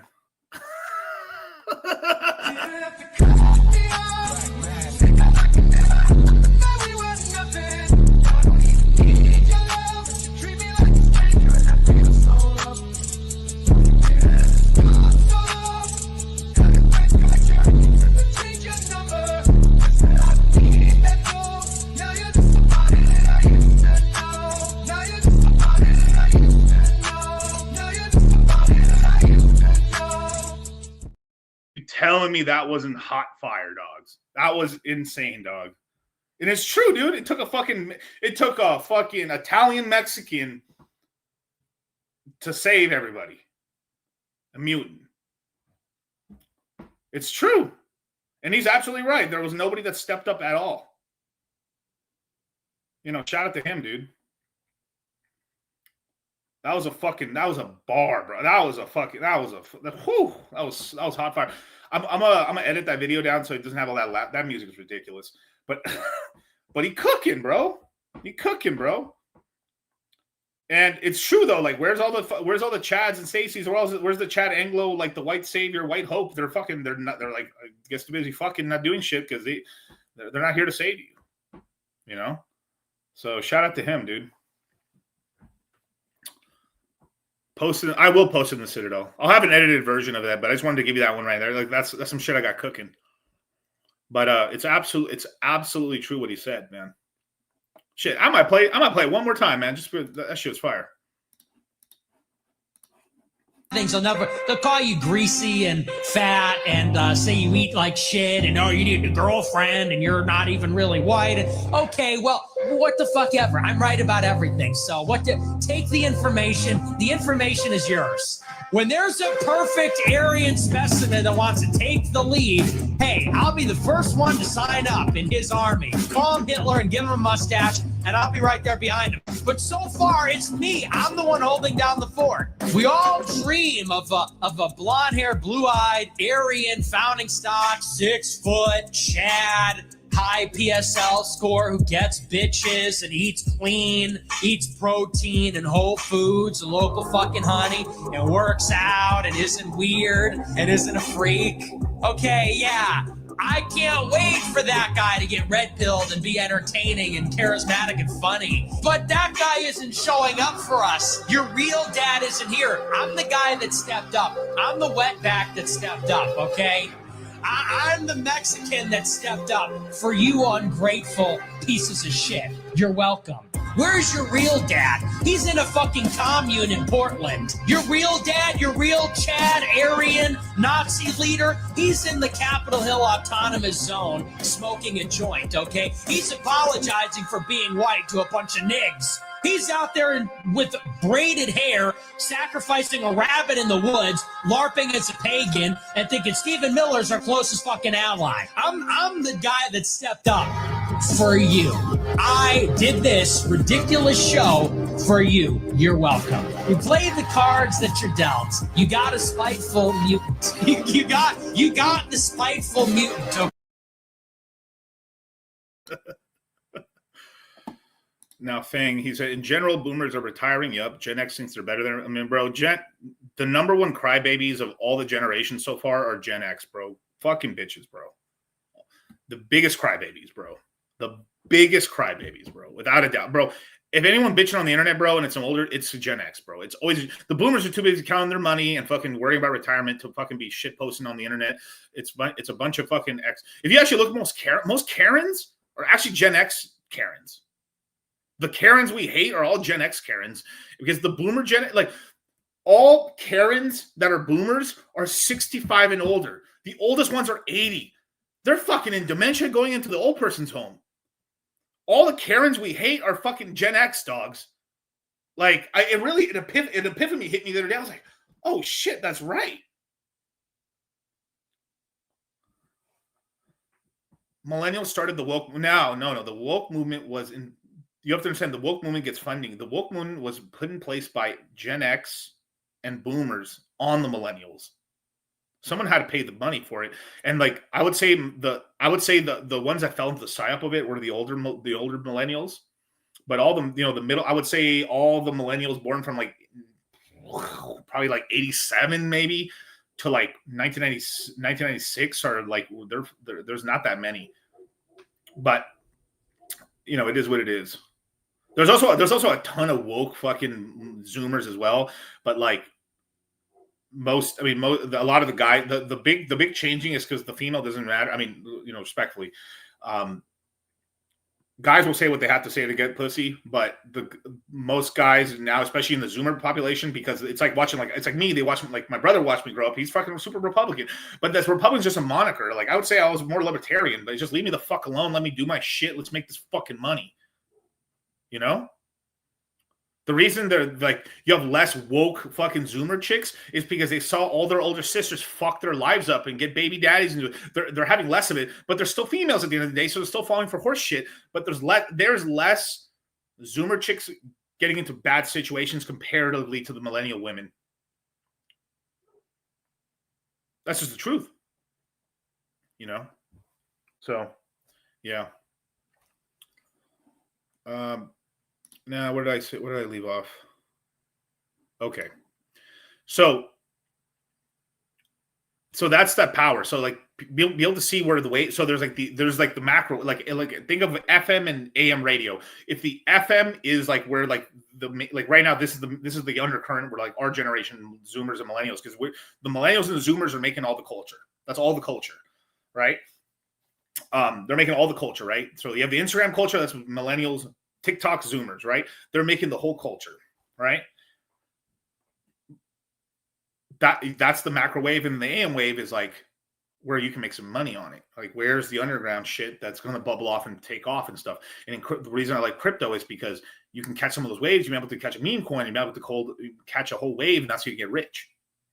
6, 7, right? 6, 7, 8. Why is 6, 7? 7, 8, 9. Super stupid. Well, that was That was a $500 super chat, basically, of an answer. There you go, dog. That's going to be a long clip on YouTube.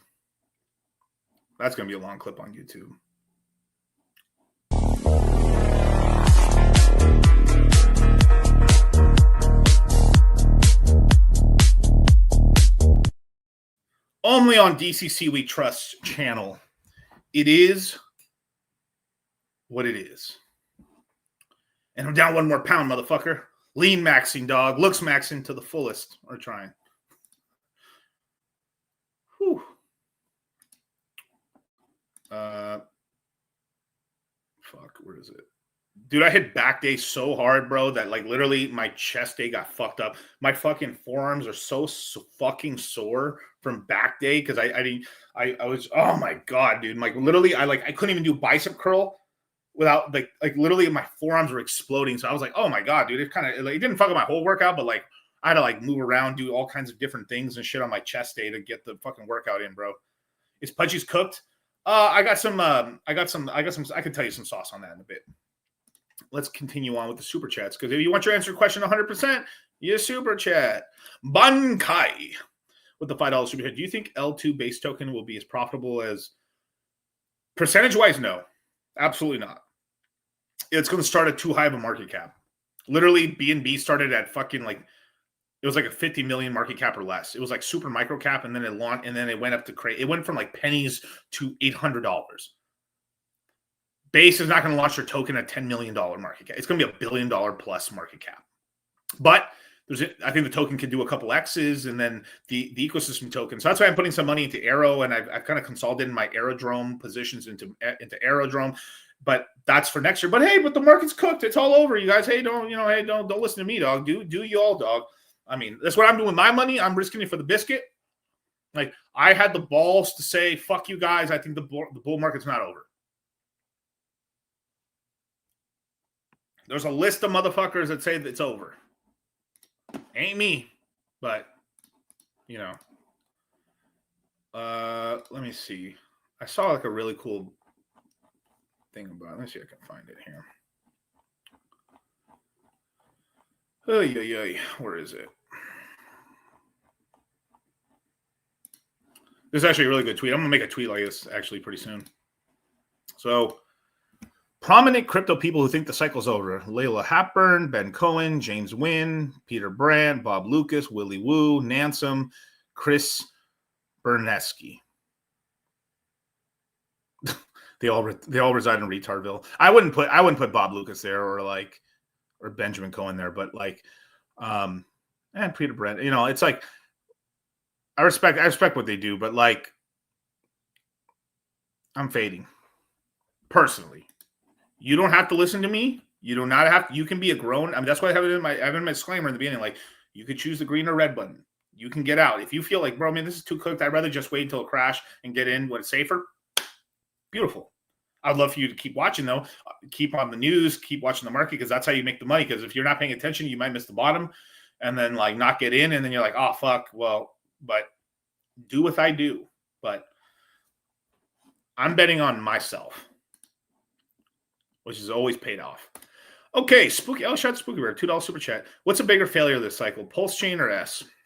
God damn, what a question. Oh my Lord. There's so many ways I could tackle that one.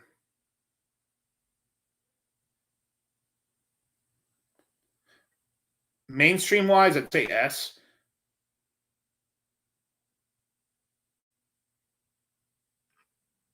Fuck.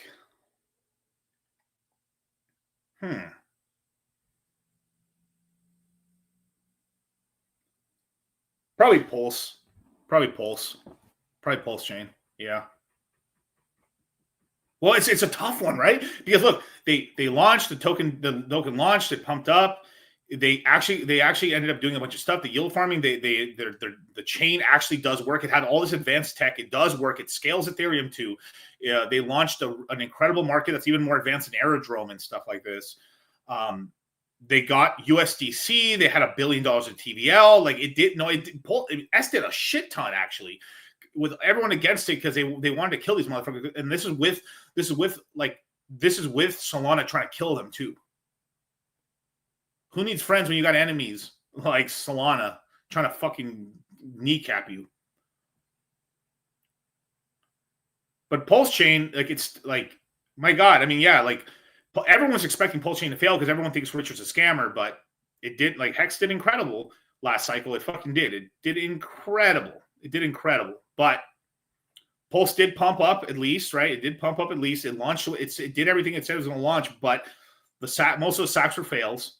I wouldn't call the Pulse X and Pulse Chain ones fails, but like pretty much every other sacrifice was a fail completely.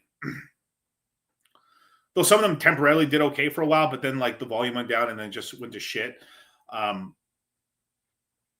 But like I have bags. I mean, the thing is like my bags basically cost me $0 on Pulse Chain, and my S bags, like I had them for free too. Like literally, I made so much profits on Sonic that like it's like I'm literally not in losses on Sonic right now. I'm not in that much profit anymore. I was in a lot of profit, not anymore. But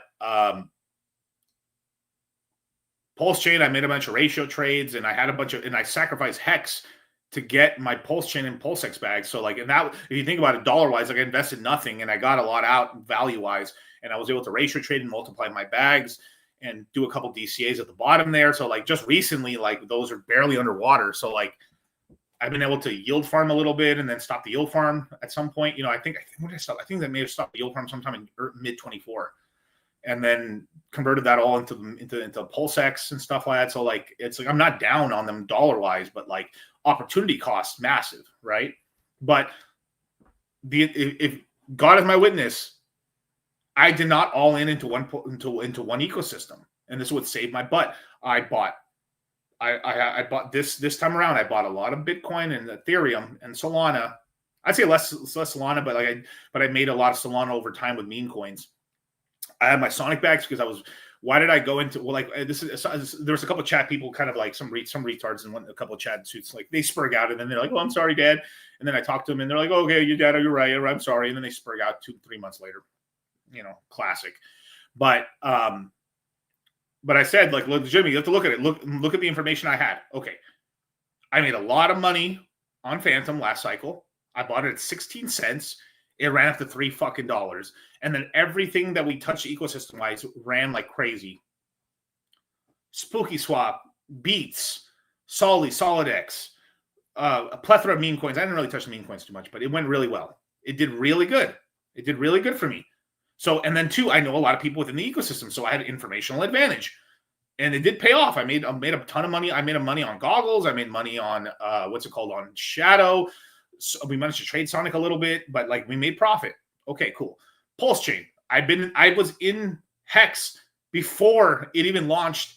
I got into it in 2019, and we made money into 21. Made a lot of money in that. I met the founder and shit. Like I had a lot of information. I sacked for it. Like it launched. I know just about everybody in the ecosystem.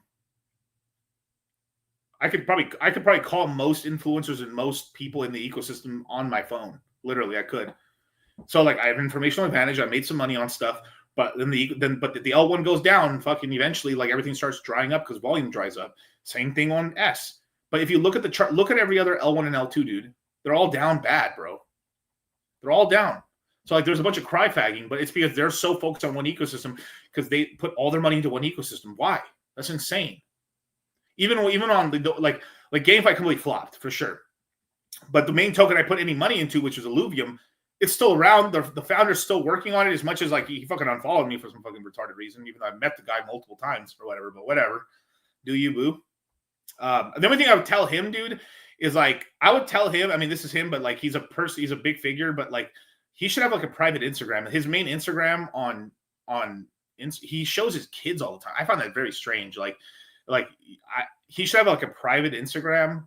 I don't know why he's like publicly sharing like all his family shit on Instagram. I think that's fucking retarded. He's got his like disrespectfully, like OPSEC wise, like he's got his kids all over his Instagram all the fucking time.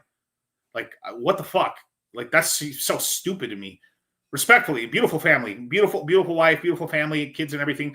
I respect him, like a good man. But like, what's he doing? That's super stupid. Very dumb. Very dumb. Like he should like quash that shit, delete everything, keep the Instagram, keep it about like whatever he's working on. He should have a private Instagram for just his family stuff, or private Facebook or stuff for the family. Because that makes sense. That part's crazy to me. That's probably one of the only like OPSEC wise for like him. Like, what are you doing, dude? That's to me. It just from an influencer to another influencer. It seems wildly crazy to me. Yeah. I mean, he has a beautiful family. I mean, he really does. He has a beautiful family. Like it seems really great. You know, he's fucking well-off, rich guy. He's in his purpose. He's great. He's not giving up on his game. He's working hard. I still hold Illuvium. I divested out of like 60% of my position. I still have some. I'm going to keep it. And I have a bunch of, and like they just recently launched it on Base protocol. They're staking now on Base and stuff like that. Like, hey, like, you know, it is this is stuff that I learned from the Red Pill and just learned from like common sense, right? Don't post your significant other. Don't post your kids. I'm not gonna lie. I have kids, right? But like, you're not like blasting their face everywhere. Now it's every father's and wife's choice if they want to do that. But I don't. To me, it seems like a bad idea, personally.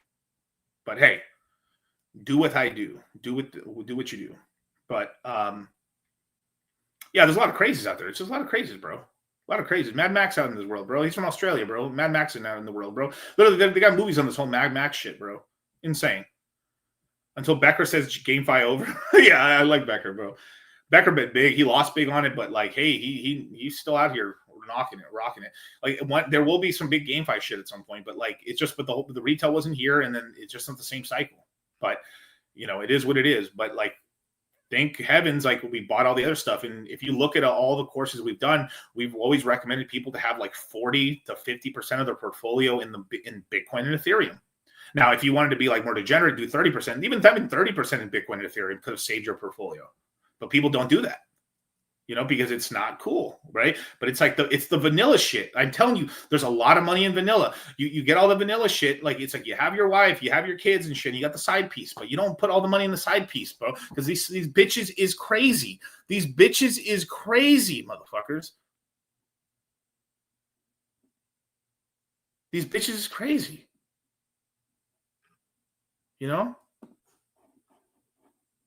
Like, imagine having an XRP side. Help. Okay. Investing. Don't know what to do, what it is, but I need help. I need help. Okay, so I would recommend, so me personally, I have 1.3 million in XRP. So right now it's about $2 and something cents, but the community knows that when I know it will bump up to $10, I'm going to be basically set for life. So I would highly recommend buying XRP. Why are you crying? What the hell did you just say? XRP. It's. I couldn't even understand what X could even stand for. It doesn't stand for anything. It's just like, XRP doesn't stand for anything like explicitly. It's just like I'm screwed. Crypto men come this way. Help me. Just put money into XRP and then you're set for life. Put my money in it. Or just spend it all. Whatever you want to do. Well, will the IRS come after me if I, they won't come after me if I do that? You haven't paid taxes in 2 years, so they're going to come after you anyway. Not if I had my money in this XPR stuff. Right? Yeah, you're right. Just do that. I really think XRP could hit $10,000. XRP definitely could hit $10,000. BlackRock is about to buy $9 trillion worth of XRP. That's insane. Soulface, what do you think, bro? Oh yeah, definitely 1,000%. XRP is about to hit $10,000, especially because of them going after the SWIFT banking system. Okay, Gabe, what do you think, bro? Without a doubt, XRP to 10 bands, and the reason is XRP has intrinsic value. Bitcoin doesn't. Okay, Mark, what do you think? XRP $10,000? No question. Okay, cool. Luke, what do you think? Absolutely. Wisdom Tree just recently filed an ETF. It's going to go berserk. Okay, cool. Sage, what do you think, bro? I think XRP could 100% hit $10,000 simply if they just take over the SWIFT banking system, which will put their market cap well over 1.2 quadrillion. It would be really funny if it cut back to me and I have the same fucking Lord of the Rings shirt. You want the link? Join the Citadel, dog. What are you doing, dude? I'm one of the only dudes out here is fucking spitting facts on YouTube, dog.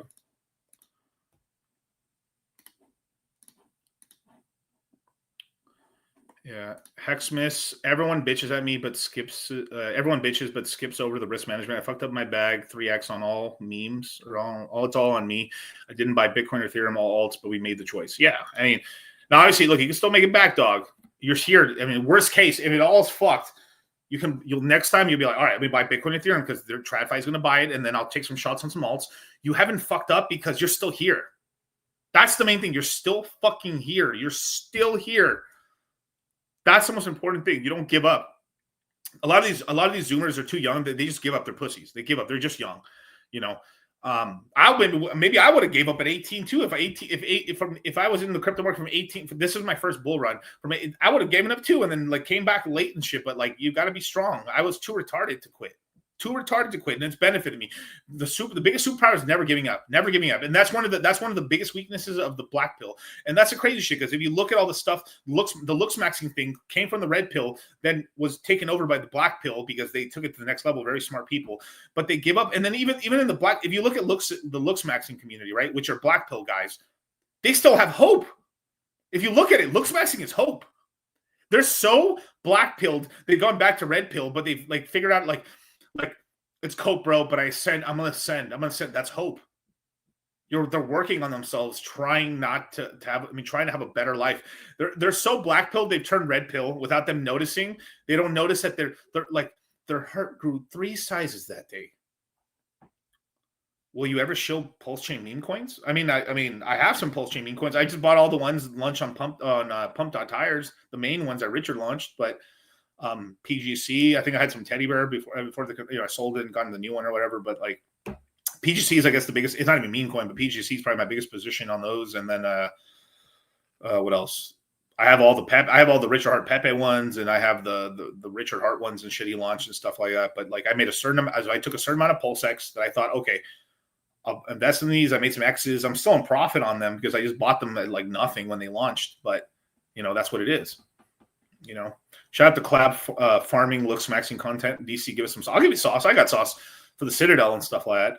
I've been experimenting with peptides like crazy. Actually, I've got a really good routine actually on them and stuff like that. I've been trying like a lot of like the copper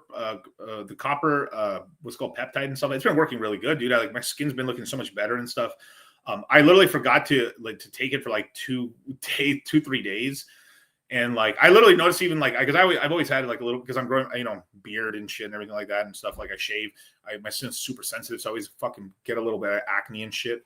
Actually, this is acne. This is just I cut myself by accident. But are you taking any hair products? Yeah, I've taken some. Accutane. I'm going to take some Accutane. I might just try some Accutane. I might just try it. But I might like low dose it or something at some point, but I haven't taken it yet. Tan? No, I mean, what do I mean, bro, I could tan really easily and stuff like that, but like, I don't know. I actually would probably get like a consultation about it and stuff, but I don't think so, bro. I don't think I need a tan. Don't go bald, bro. I mean, bro, look at my hair, bro. Whoo, look at that. Look at that. Yo.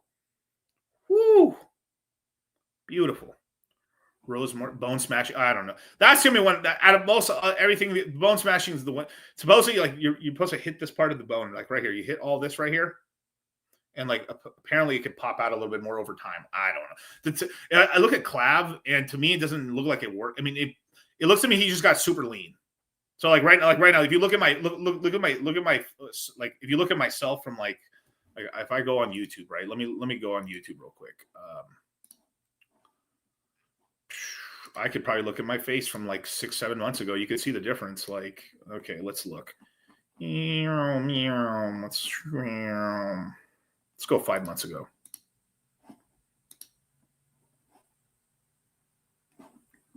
I mean, there's Charlie with the kitchen. I just chose a random one, but like, lean is law. Yeah, it's true. Watch, look at this. So go here, right? Let's go to theater mode right here. Let me pause it. I don't know if I could make. Could I? Maybe I could go like this. Look at my face right now. Look at that. That's 5 months ago. Look how my face is more like this versus like. Look.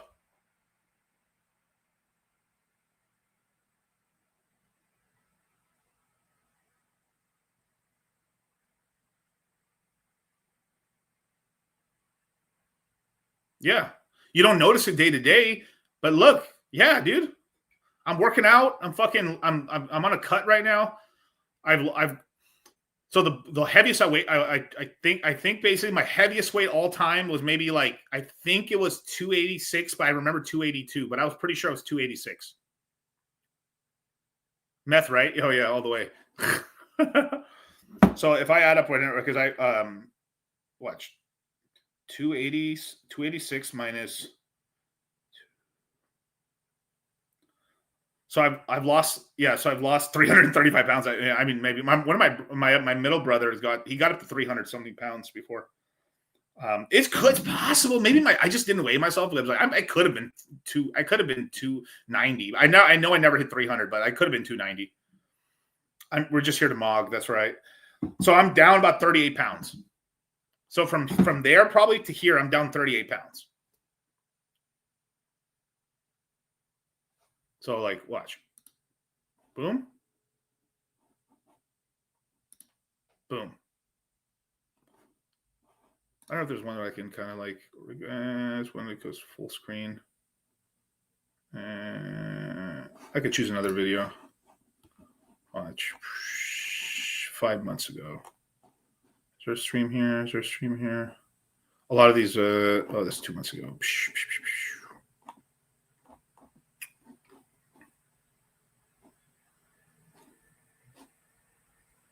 Sure, let's go Bitcoin season.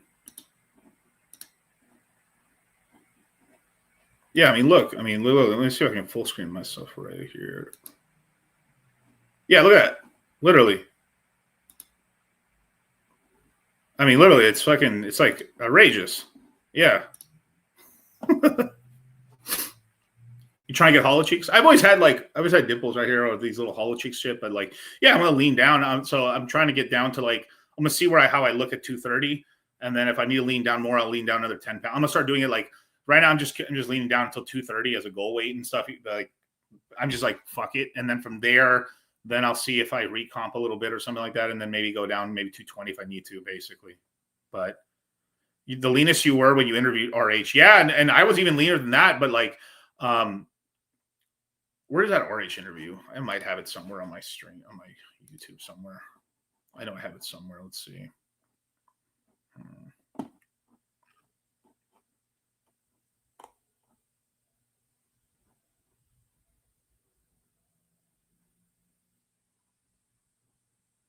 Let's see.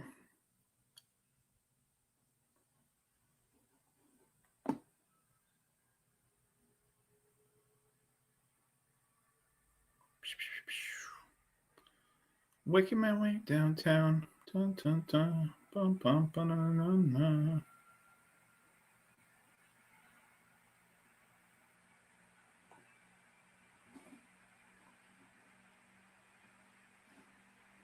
I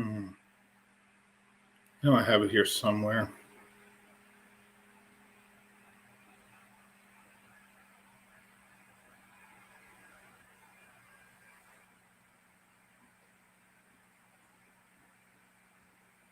Shit.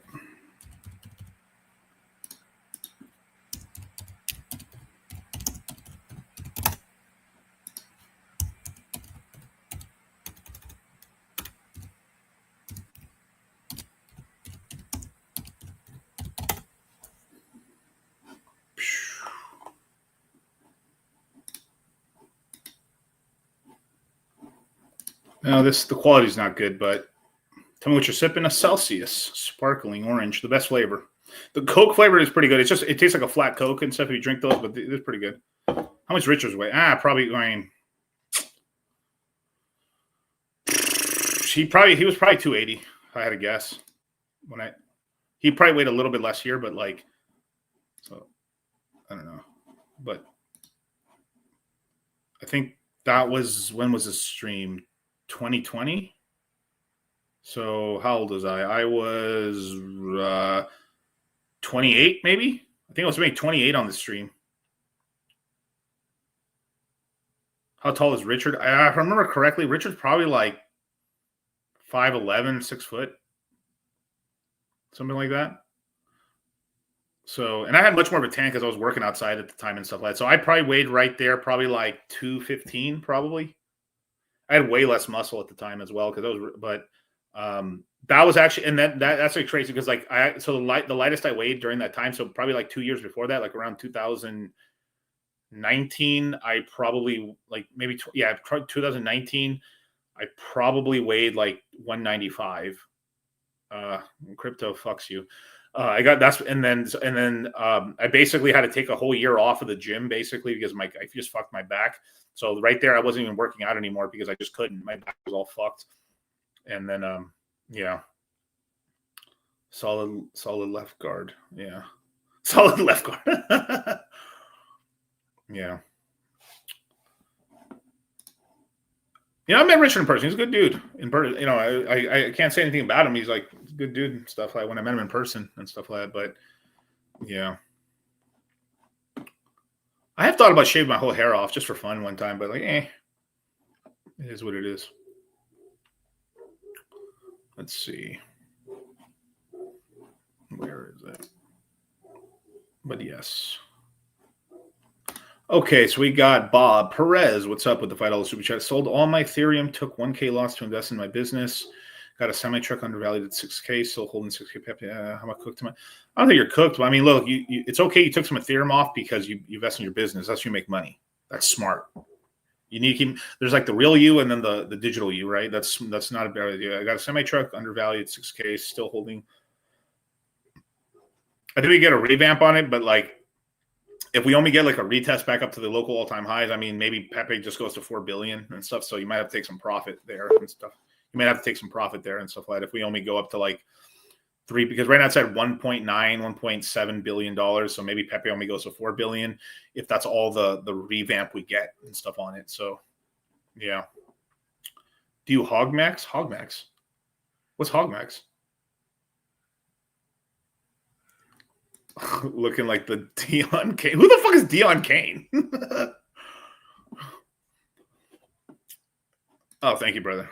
Yeah, I'm gonna keep leaning down too. I got way more muscle. It's just because I've been able to work out like the last I'd say from like 20, from the middle of 22, the bear market basically. I got like a really good shout out to oh my god, I can't believe I'm spacing on the name. I'm sorry. But like I ended up getting a personal trainer. I flew him out from Florida. He came over here to Vegas and stuff. He trained me for like 6 months. And like I literally was having trouble moving around and stuff for some reason. And then like I got rehab. I did a lot of like stretch yoga and shit like that. And then did a lot of weight training and kind of more like calisthenics and sort of like sprinting and stuff like that. And then basically got myself to the point where like I could work out again. And then was it? Oh, okay, cool. Then from there, I was able to work out over the time. Now I basically would get like these like 3 to 4 month like sprints. So basically what happened is I'd be able to work out a lot. And then as soon as we do the crypto mindset course, I just fall off the wagon because it was hard to work out during that time. And then as soon as the course teaching was over and stuff and all this stuff, then I go back to working out. But I put on a lot of muscle because also too, I went up in weight. You know, I weigh all this extra weight. It's easier to put on muscle, and I've had a lot of muscle on before, so it's like muscle memory plus that. So I built a ton of muscle over time. So I've like if the 2019 Miguel versus now, I've got like I like double the muscle. You know, can you outlive Corey Costa? Probably on some stuff, yeah, probably. But I mean, it's kind of dumb to like do heavy, really, really super heavy shit. Like today, I couldn't even bench today. I just hit 2 plates on the bench, and I was like, my wrist. I mean, not my wrist. My forearm was killing me, dude. Bristol brawl off. I mean, he probably could kill me on deadlifts now because I just haven't been deadlifting for a long time. But I mean, I've deadlifted 700 pounds, so I know I've done that before. I flew him out, gay. Yes. I mean, I paid him. I literally paid him like, bro, come here, boom. I paid him so he could like move here. Just move out here, bro. Come train me, dude. I need this help and shit. And like, he helped me out. So shout out to him. Are you 100%? No, fuck no. Fuck no. I don't think the cycle's over. I don't think it's over yet. I'll tell you when I think it's over, but I don't think it's over yet. What does your leg day look like? I always start off with like, so it's, I mean, yeah, I'm usually not like barbell squatting and stuff. So for my main compound movement, either like it's leg press or fucking hack squats. But like I always started off with what's called the leg extensions, then hit up into a hack squat, and then do leg curls, and then do standing calf raises, really heavy on the standing calf raises and stuff like that. Usually like 8 to 12 reps, and then I do a lot of like a little bit of abs, and then basically do I forget what these muscles are called, but basically it's like the one where you're sitting down and you spread your legs this way and that way. Gay, I know. I forgot the name of it. Fuck, I forgot the name of it. It's like this is the girly ones, but they do work. They do work out muscles. For the fuck, what the fuck are they called? It's like the outer ass, the abductors. Thank you. The hamstring. No, not the hamstrings. The one thing I've been adding sometimes every other workout, I do laying leg curls and then sitting leg curls. The sitting ones are better technically, but like, man, I don't know. I feel like because like I've always built hamstrings from like the lay down machine though. But either one, like you don't have to do much for legs. Your legs explode, dude. I never had trouble putting mass on my legs and stuff like that. But like, I just basically for me, the number one thing is not getting hurt. So like, I feel like I usually what happens is I get like a month or two of like really good squat workouts, and eventually like doink, I pull my back. So my main thing is basically like I'm on such a good track. I'm just trying not to like pull something and get hurt, and that way I can just keep progressing, and that's worked a lot for me. You know, like I'm not really like trying to like impress anybody with like, oh my god, I'm trying to lift heavy and shit like anymore. It's just even my back. The main thing I've been doing really heavy wise is back day. Is like I've been really training like heavy. Like barbell rows, like bent over back barbell rows, and then dumbbell rows in terms of like for the rear delts and stuff like that. So I've been doing a lot of that work to get used to like me being in that compromised position, and it's really strengthened my lower back and stuff like that. So I also have a reverse hyper in all my properties and stuff like that. So like I have a reverse for I literally have a reverse for hyper over here in my garage and shit like that. And I do a lot of reverse hyper when I'm off the gym or something like that. Seal, yeah, me too. It's just hard to do them. Seal rows are fucking sick, dude. It's like this whole it's literally the best row for you. But like rows is you want to have sick back like barbell rows.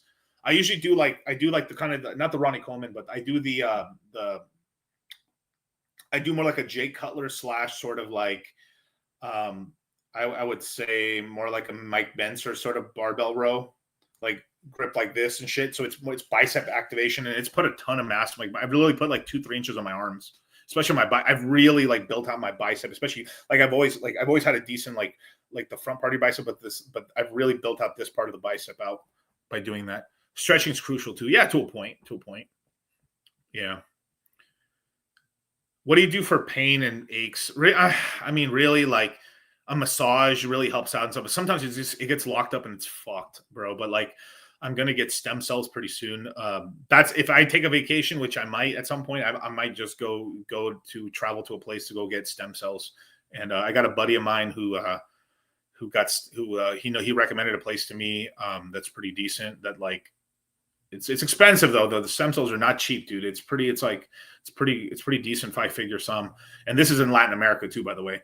And like he's completely healed up because he had an injury just like mine, basically. Also an outdoor guy working out, he has a big business and stuff like that. And then but yeah, sauna helps out a lot. I did a little sauna today too, but usually the rear delt work, but it's really just been like slowly, like what I did to rehab it, believe it or not, it's just been really light. I started with like 135 barbell rows, and just I've been trying to put myself in like these compromised sort of like bent over positions like this. Like I always do, like it's just to get to the position where like I can stand straight, like bent over like this, and be able to like do things like that. Also, when I do like cable rows, I do the whole like I do it like Charles Glass does it, or Robinson and stuff like that. If you look him up and stuff like that, like he has this whole thing where like the golden era bodybuilders would like they're literally rowing like this back. It's like front, it's like this, all the way back. It's like full stretch forward, full stretch back, like this. Really has strengthened my back up and stuff. So like now I don't really get much back pain anymore. But like the last crypto mindset event I did, we were like standing up all day because we're doing the seminars and we're talking and we're standing up all day. We're gambling with the guys. We're out racing sports cars and the Ferraris and doing all kinds of shit.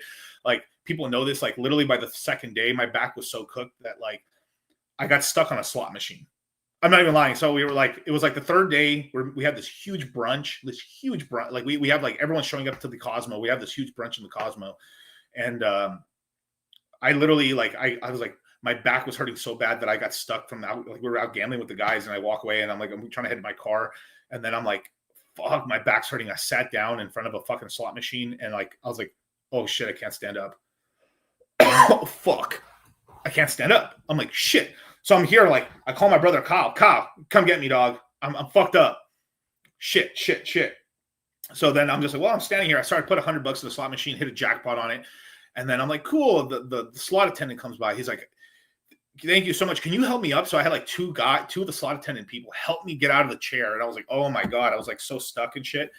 And then I was like, my back stopped hurting. So like, I was like, if I got to the point where I could stand, but I couldn't sit down again. So I was like, I put money in another slot machine. So I literally just like the gambling helps the pain for sure. Yeah. I kept winning. There's these pinball machines, 4 of them, like 2 in this way, 2 in the other way. I literally hit jackpots on all of them. It was fucking hilarious. I was like, wow, I literally filled up my wallet. I was like, I made like $5,000. And I was like, cool. And then I decided, I was like, well, I'm at the Cosmo here. So I walked my ass I stood up for another 2 hours until 8 in the morning until the fucking spa opened. And then I literally went into the spa and got a fucking full fucking massage and shit for like 2 hours. And then I told Charlie, hey, yo, Charlie, bro, I can't make it to this fucking thing, bro. I'm literally like so cooked right now. And then I just fucking slept. And then I met everybody up at the cigar lounge. Pinball wizard, bro. And you can tell this is all true, by the way. This is all real shit.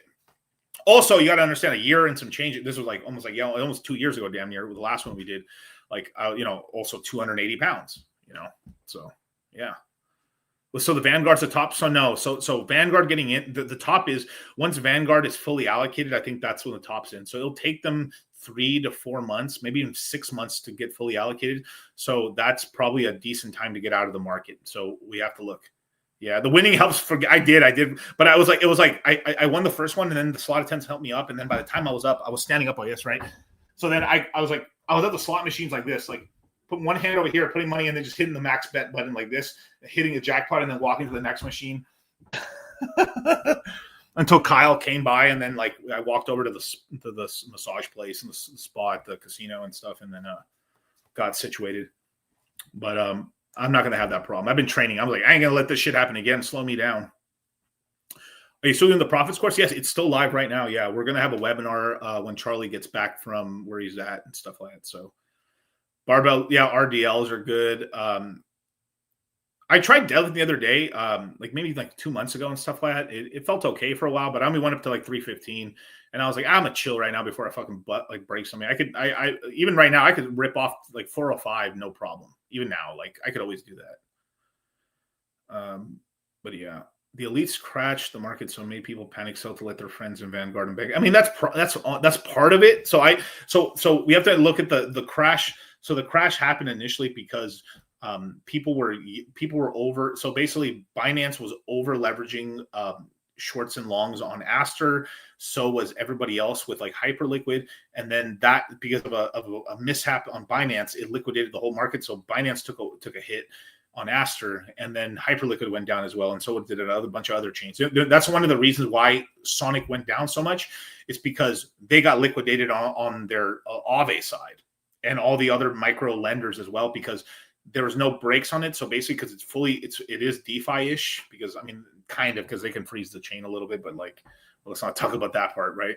But because it's like they let it go, they let the free market decide. The free market fucking literally, it crashed Sonic from like 30 cents down to 7 cents. It liquidated fucking everybody. That was long, that was leveraging. This is why I tell you guys don't ever use leverage. So that's why me and Charlie and a lot of our students were okay, but like people on Sonic who were doing everything they could for fucking for points for the airdrop. That's why I tell people don't go crazy on airdrops for the most part. Like the airdrop days are like, you can still make money on some airdrops, but like most airdrops they're so Jewy with the airdrops now, you don't make money like that anymore. Like you make money from yield farming and from fucking getting good entries on coins and taking profits and rolling them back on drops. So that's where you make money. You know, yeah, it's so many liquidations on Sonic. I'm shocked how far it fell. It's because it was that's what would have happened if Binance didn't shut their exchange off, or Coinbase or Hyperliquid didn't do the little wait, something happened, or Chainlink turned it off for a second. Like you would have had that. You could have had Bitcoin fall to like 40 grand in one shot. And literally, we could have had 30. We could have had Bitcoin crash at 30 grand. Literally. But then we crashed down, we recovered a little bit, and then I think BlackRock and them were like, fuck it, let's just take some more, let's just take it down for the friends and family. So like I do think this is partially right on the second half, not the first, but if as an example, let's just say that liquidation never happened, I think BlackRock would have only been able to drop Bitcoin down to the low hundreds maximum. And then Vanguard would have got in. But because of that, the market was weak already, and then that's why we were able to drop down to like $84,000 on that and stuff. So that's what I believe happened, and I think that's probably what really happened. If I had to say so myself, yeah. But yeah, pretty good. I'm also going to get like a Nordic curl machine or at some point, Nordic curls and stuff like that. There's a couple brands I've shown of them and stuff like that. But yeah, let's get another super chat here. Oops, sorry. Where is it? Here we go. Nathan, what's up, brother? With the New Zealand $9. Stopping in Moon Gang, Replay Gang. Merry Christmas, Happy New Year. May you all get lots of dip and bag pump. That's right, dude. Thank you so much. Appreciate you, dog. We got Christian Munoz here with the $10 super chat. DC, I entered Sonic 50 cents. It dropped to 10 cents. I'm down bad. Should I take a risk and dump what's left on Roy to take a chance? If that's all the capital you have, I mean, you could take some. I think some of it into Roy, but I wouldn't take all that out of Sonic. I mean, maybe there might be a bit of a recovery. We may be able to. It could at least maybe go back to 30 cents. We have to see what happens. But like Sonic's been dropping the ball a lot. But I do have faith that the new CEO is going to start cleaning stuff up. But like, I mean, they just got. I mean, like a lot of the on-chain guys just got fucked during that drop. You know, my portfolio is mostly Sonic. Well, I wouldn't have recommended you to have done that, brother. But you know, you made that choice. But I would take a shot on Roy. I mean, obviously, I wouldn't take everything out of Sonic, but like, I mean, at this point, but like, I like Roy, but like, you're risking something into something super risky too. So like, it's just is what it is. You know, you have to make the decision for yourself. You know, I almost wish Andre shouldn't have even been teasing the fucking the tulip since it was so far away. It's just big oops. Sometimes like these founders, bro, are just too autistic. Sometimes, man. Or rotate into Ethereum. I mean, that's a safe play too. Or Solana, you could do that too as well if you're just out of it. But yeah, let's keep going. Damien still DCing into XRP. Oh my god, bro. Still Okay, still DCing into XRP, praying Japan's bank, BOA, BOJ, and FSG bombshell. I really think XRP could hit $10,000. XRP definitely could hit $10,000. BlackRock is about to buy $9 trillion worth of XRP. That's insane. Soulface, what do you think, bro? Oh yeah, definitely 1,000%. XRP is about to hit $10,000, especially because of them going after the Swift banking system. Okay, Gabe, what do you think, bro? Without a doubt, XRP to 10 bands, and the reason is XRP has intrinsic value. Bitcoin doesn't. Okay, Mark, what do you think? XRP $10,000? No question. Okay, cool. Luke, what do you think? Absolutely. Wisdom Tree just recently filed an ETF. It's going to go berserk. Okay, cool. Sage, what do you think, bro? I think XRP could 100% hit $10,000 simply if they just take over the Swift banking system, which will put their market cap well over 1.2 quadrillion. 1.2 quadrillion. Well, I hope your dreams come true on XRP, man. But it's just like, man, what could I say about it? I mean, at points in time, I think it's smart to like get into it just because you can make some money. But, you know, to $2 right now, it could pump up. Hopefully it gets some adoption somewhere. But like, man, it's just like, I just feel like their competitive advantage, like their moat is getting eroded. Like everybody is like, every main financial every main financial institution and player from like BlackRock to like Vanguard's going to make a stable coin. BlackRock already has a stable coin. PayPal has a stable coin. Stripe is going to make a stable coin. MetaMask is a stable coin. One of the main things that crypto's always like, kind of like in terms of like compared itself to as a marketplace has been like Western Union, and Western Union's getting into the game. So the money centers where people exchange money are now getting into like doing remittances through cryptocurrency now. So that erodes a lot of the reasons for like to use XRP just naturally, right? You also have to look at it strategically. There's like, why would some foreign nation give like all their economic power for transactions overseas over to an entity they can't control and tell them to do anything? It just seems like very dumb. That's why a lot of these, that's why, like, as an example, even South Korea, which always gets attacked by the fucking North Korean government, launches a stable. They just launched their first stable coin on AVAX.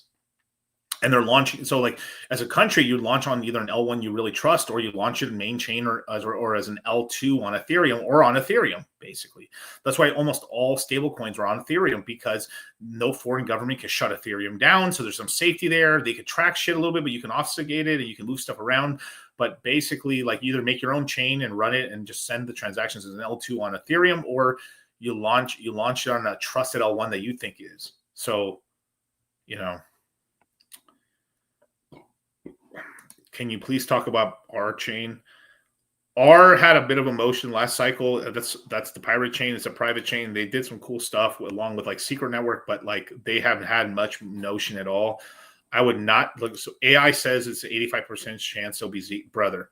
The AI, I only use AI to research like articles and look for news I haven't seen, but AI is pretty terrible at choosing coins. Like, they're very, very bad at choosing coins. I mean, look, I will answer this because this is a good, like, use AI. AI is not very good for choosing coins right now. It's just not. But pirate chain. So it had a run, right? Like, it did crazy, right? this along with Secret Network and stuff like that, they were building some stuff out, and it's based. I haven't heard of shit about this in a long time. I know about Archain, obviously. It's one of the privacy tokens, but so what did it do? Okay, 9 cents. It pumped to 80 cents. Now it's down to 26 cents. So it's kind of had its run right now, and this is from, I would say, what is this from 23 onwards. So it's kind of full. It's round tripped back up now. Obviously, it's not going to run unless what runs? Zcash, right? So Zcash is at 360. So Zcash goes back up to its local high here of about like 600-ish, $700. Let me go over here. Bam. And it needs to go back to $700. Then R will probably go back up to 80 cents. So it could probably 2-3x, but it's contingent on the main market. It basically, like, privacy coins has to get another run, and Zcash has to be there, or Monero has to be there. Let's look at Dash. Dash is another one. Dash is a dead as fuck coin, but it pumped off because all stable. Basically, people were like, "Fuck, I miss Zcash. Let me pump into." They just started pumping money into anything that had that relatively was around during 2017. So let's see what happened. $22 pumped up to where? It almost did like a Litecoin move. So it went from like $22 to about like 120. In mere Zcash, yeah. So if you think that it's going to run, then you can make some money on it. But like, so Zcash looks like it could double back up to get to its all-time high again, or its local all-time high. Its all-time high is $880. But so you could risk it and maybe get a 3x out of Dash or R basically as well. So like Monero's the only other competitor basically. Let me see where it's at. Let's see. Where's Zcash? Monero's here and stuff on Monero's. Let's see what Monero did in the last, let's say 3 months, right? Pumped up a little bit here. What did it peak out at? So this one was higher. It always had been a higher market cap, but obviously Zcash just kicked its butt because it went more viral. Because like Zcash went from $20 up to like $700. That's a nice move. Or like this one, basically, if we look at Max, let's look at 22. Pretty much bottomed out here at like $100, $150, and it peaked out here at what is it? 400. So it did a 4x. So like, and it's actually held up a lot better than Zcash did actually. And so Monero is actually the main privacy token of crypto. It literally is, and you can only buy it really on where I think Kraken. Kraken's the only U.S. exchange that sells it basically. But it might delist if they go public. They might delist Monero possibly because like their IP, like Kraken's exploring an IPO right now. If they do IPO, Monero might even get delisted possibly. But legitimately, Monero is the real like privacy coin.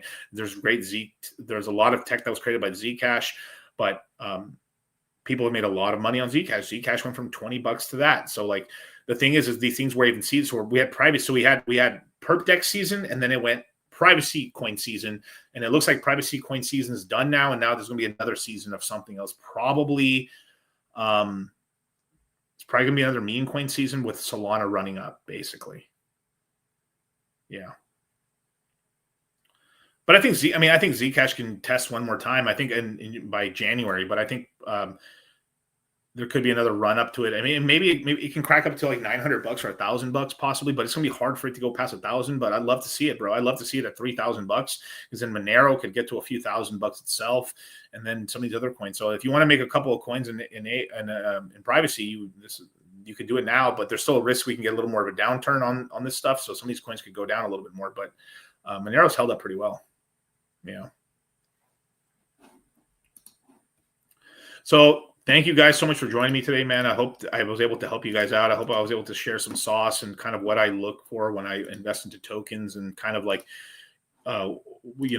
what I try to look for when it comes to basically informational advantage and informational disadvantage. And you just got to use what you know about crypto and lean into like what I think vanilla is and stuff. And sometimes it's like risky plays where like, I think this is starting to catch fire. Let me put some money into it, and just remembering to take some profits, But yeah, shout out to everybody, man. Get in the Citadel, you guys. We are if I have time today, I will do a private call with the guys in the Citadel tonight.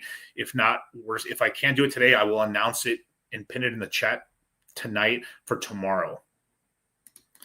So be on the lookout, you guys. I will be doing a stream on Saturday as well and Sunday for the Moon Gang and stuff like that. So my next stream will be Saturday. So if you guys want to be a part of that Citadel call, I would join up right now. Liam and Kyle will be able to get you in and stuff and get that sauce, man. There's stuff I can't talk about on YouTube that I can talk about on there. And every month you're in the Citadel, you get $50 off the next crypto mindset course. So yeah, Sui's still cheap. I like Sui a lot. Sui looking good. Bonk looking good. Roy, nobody. Solana looking nice. Solana under 200 is always cheap to me, man. So thank you so much. Thank you so much for coming on the show, man. And guys, have a good one, man.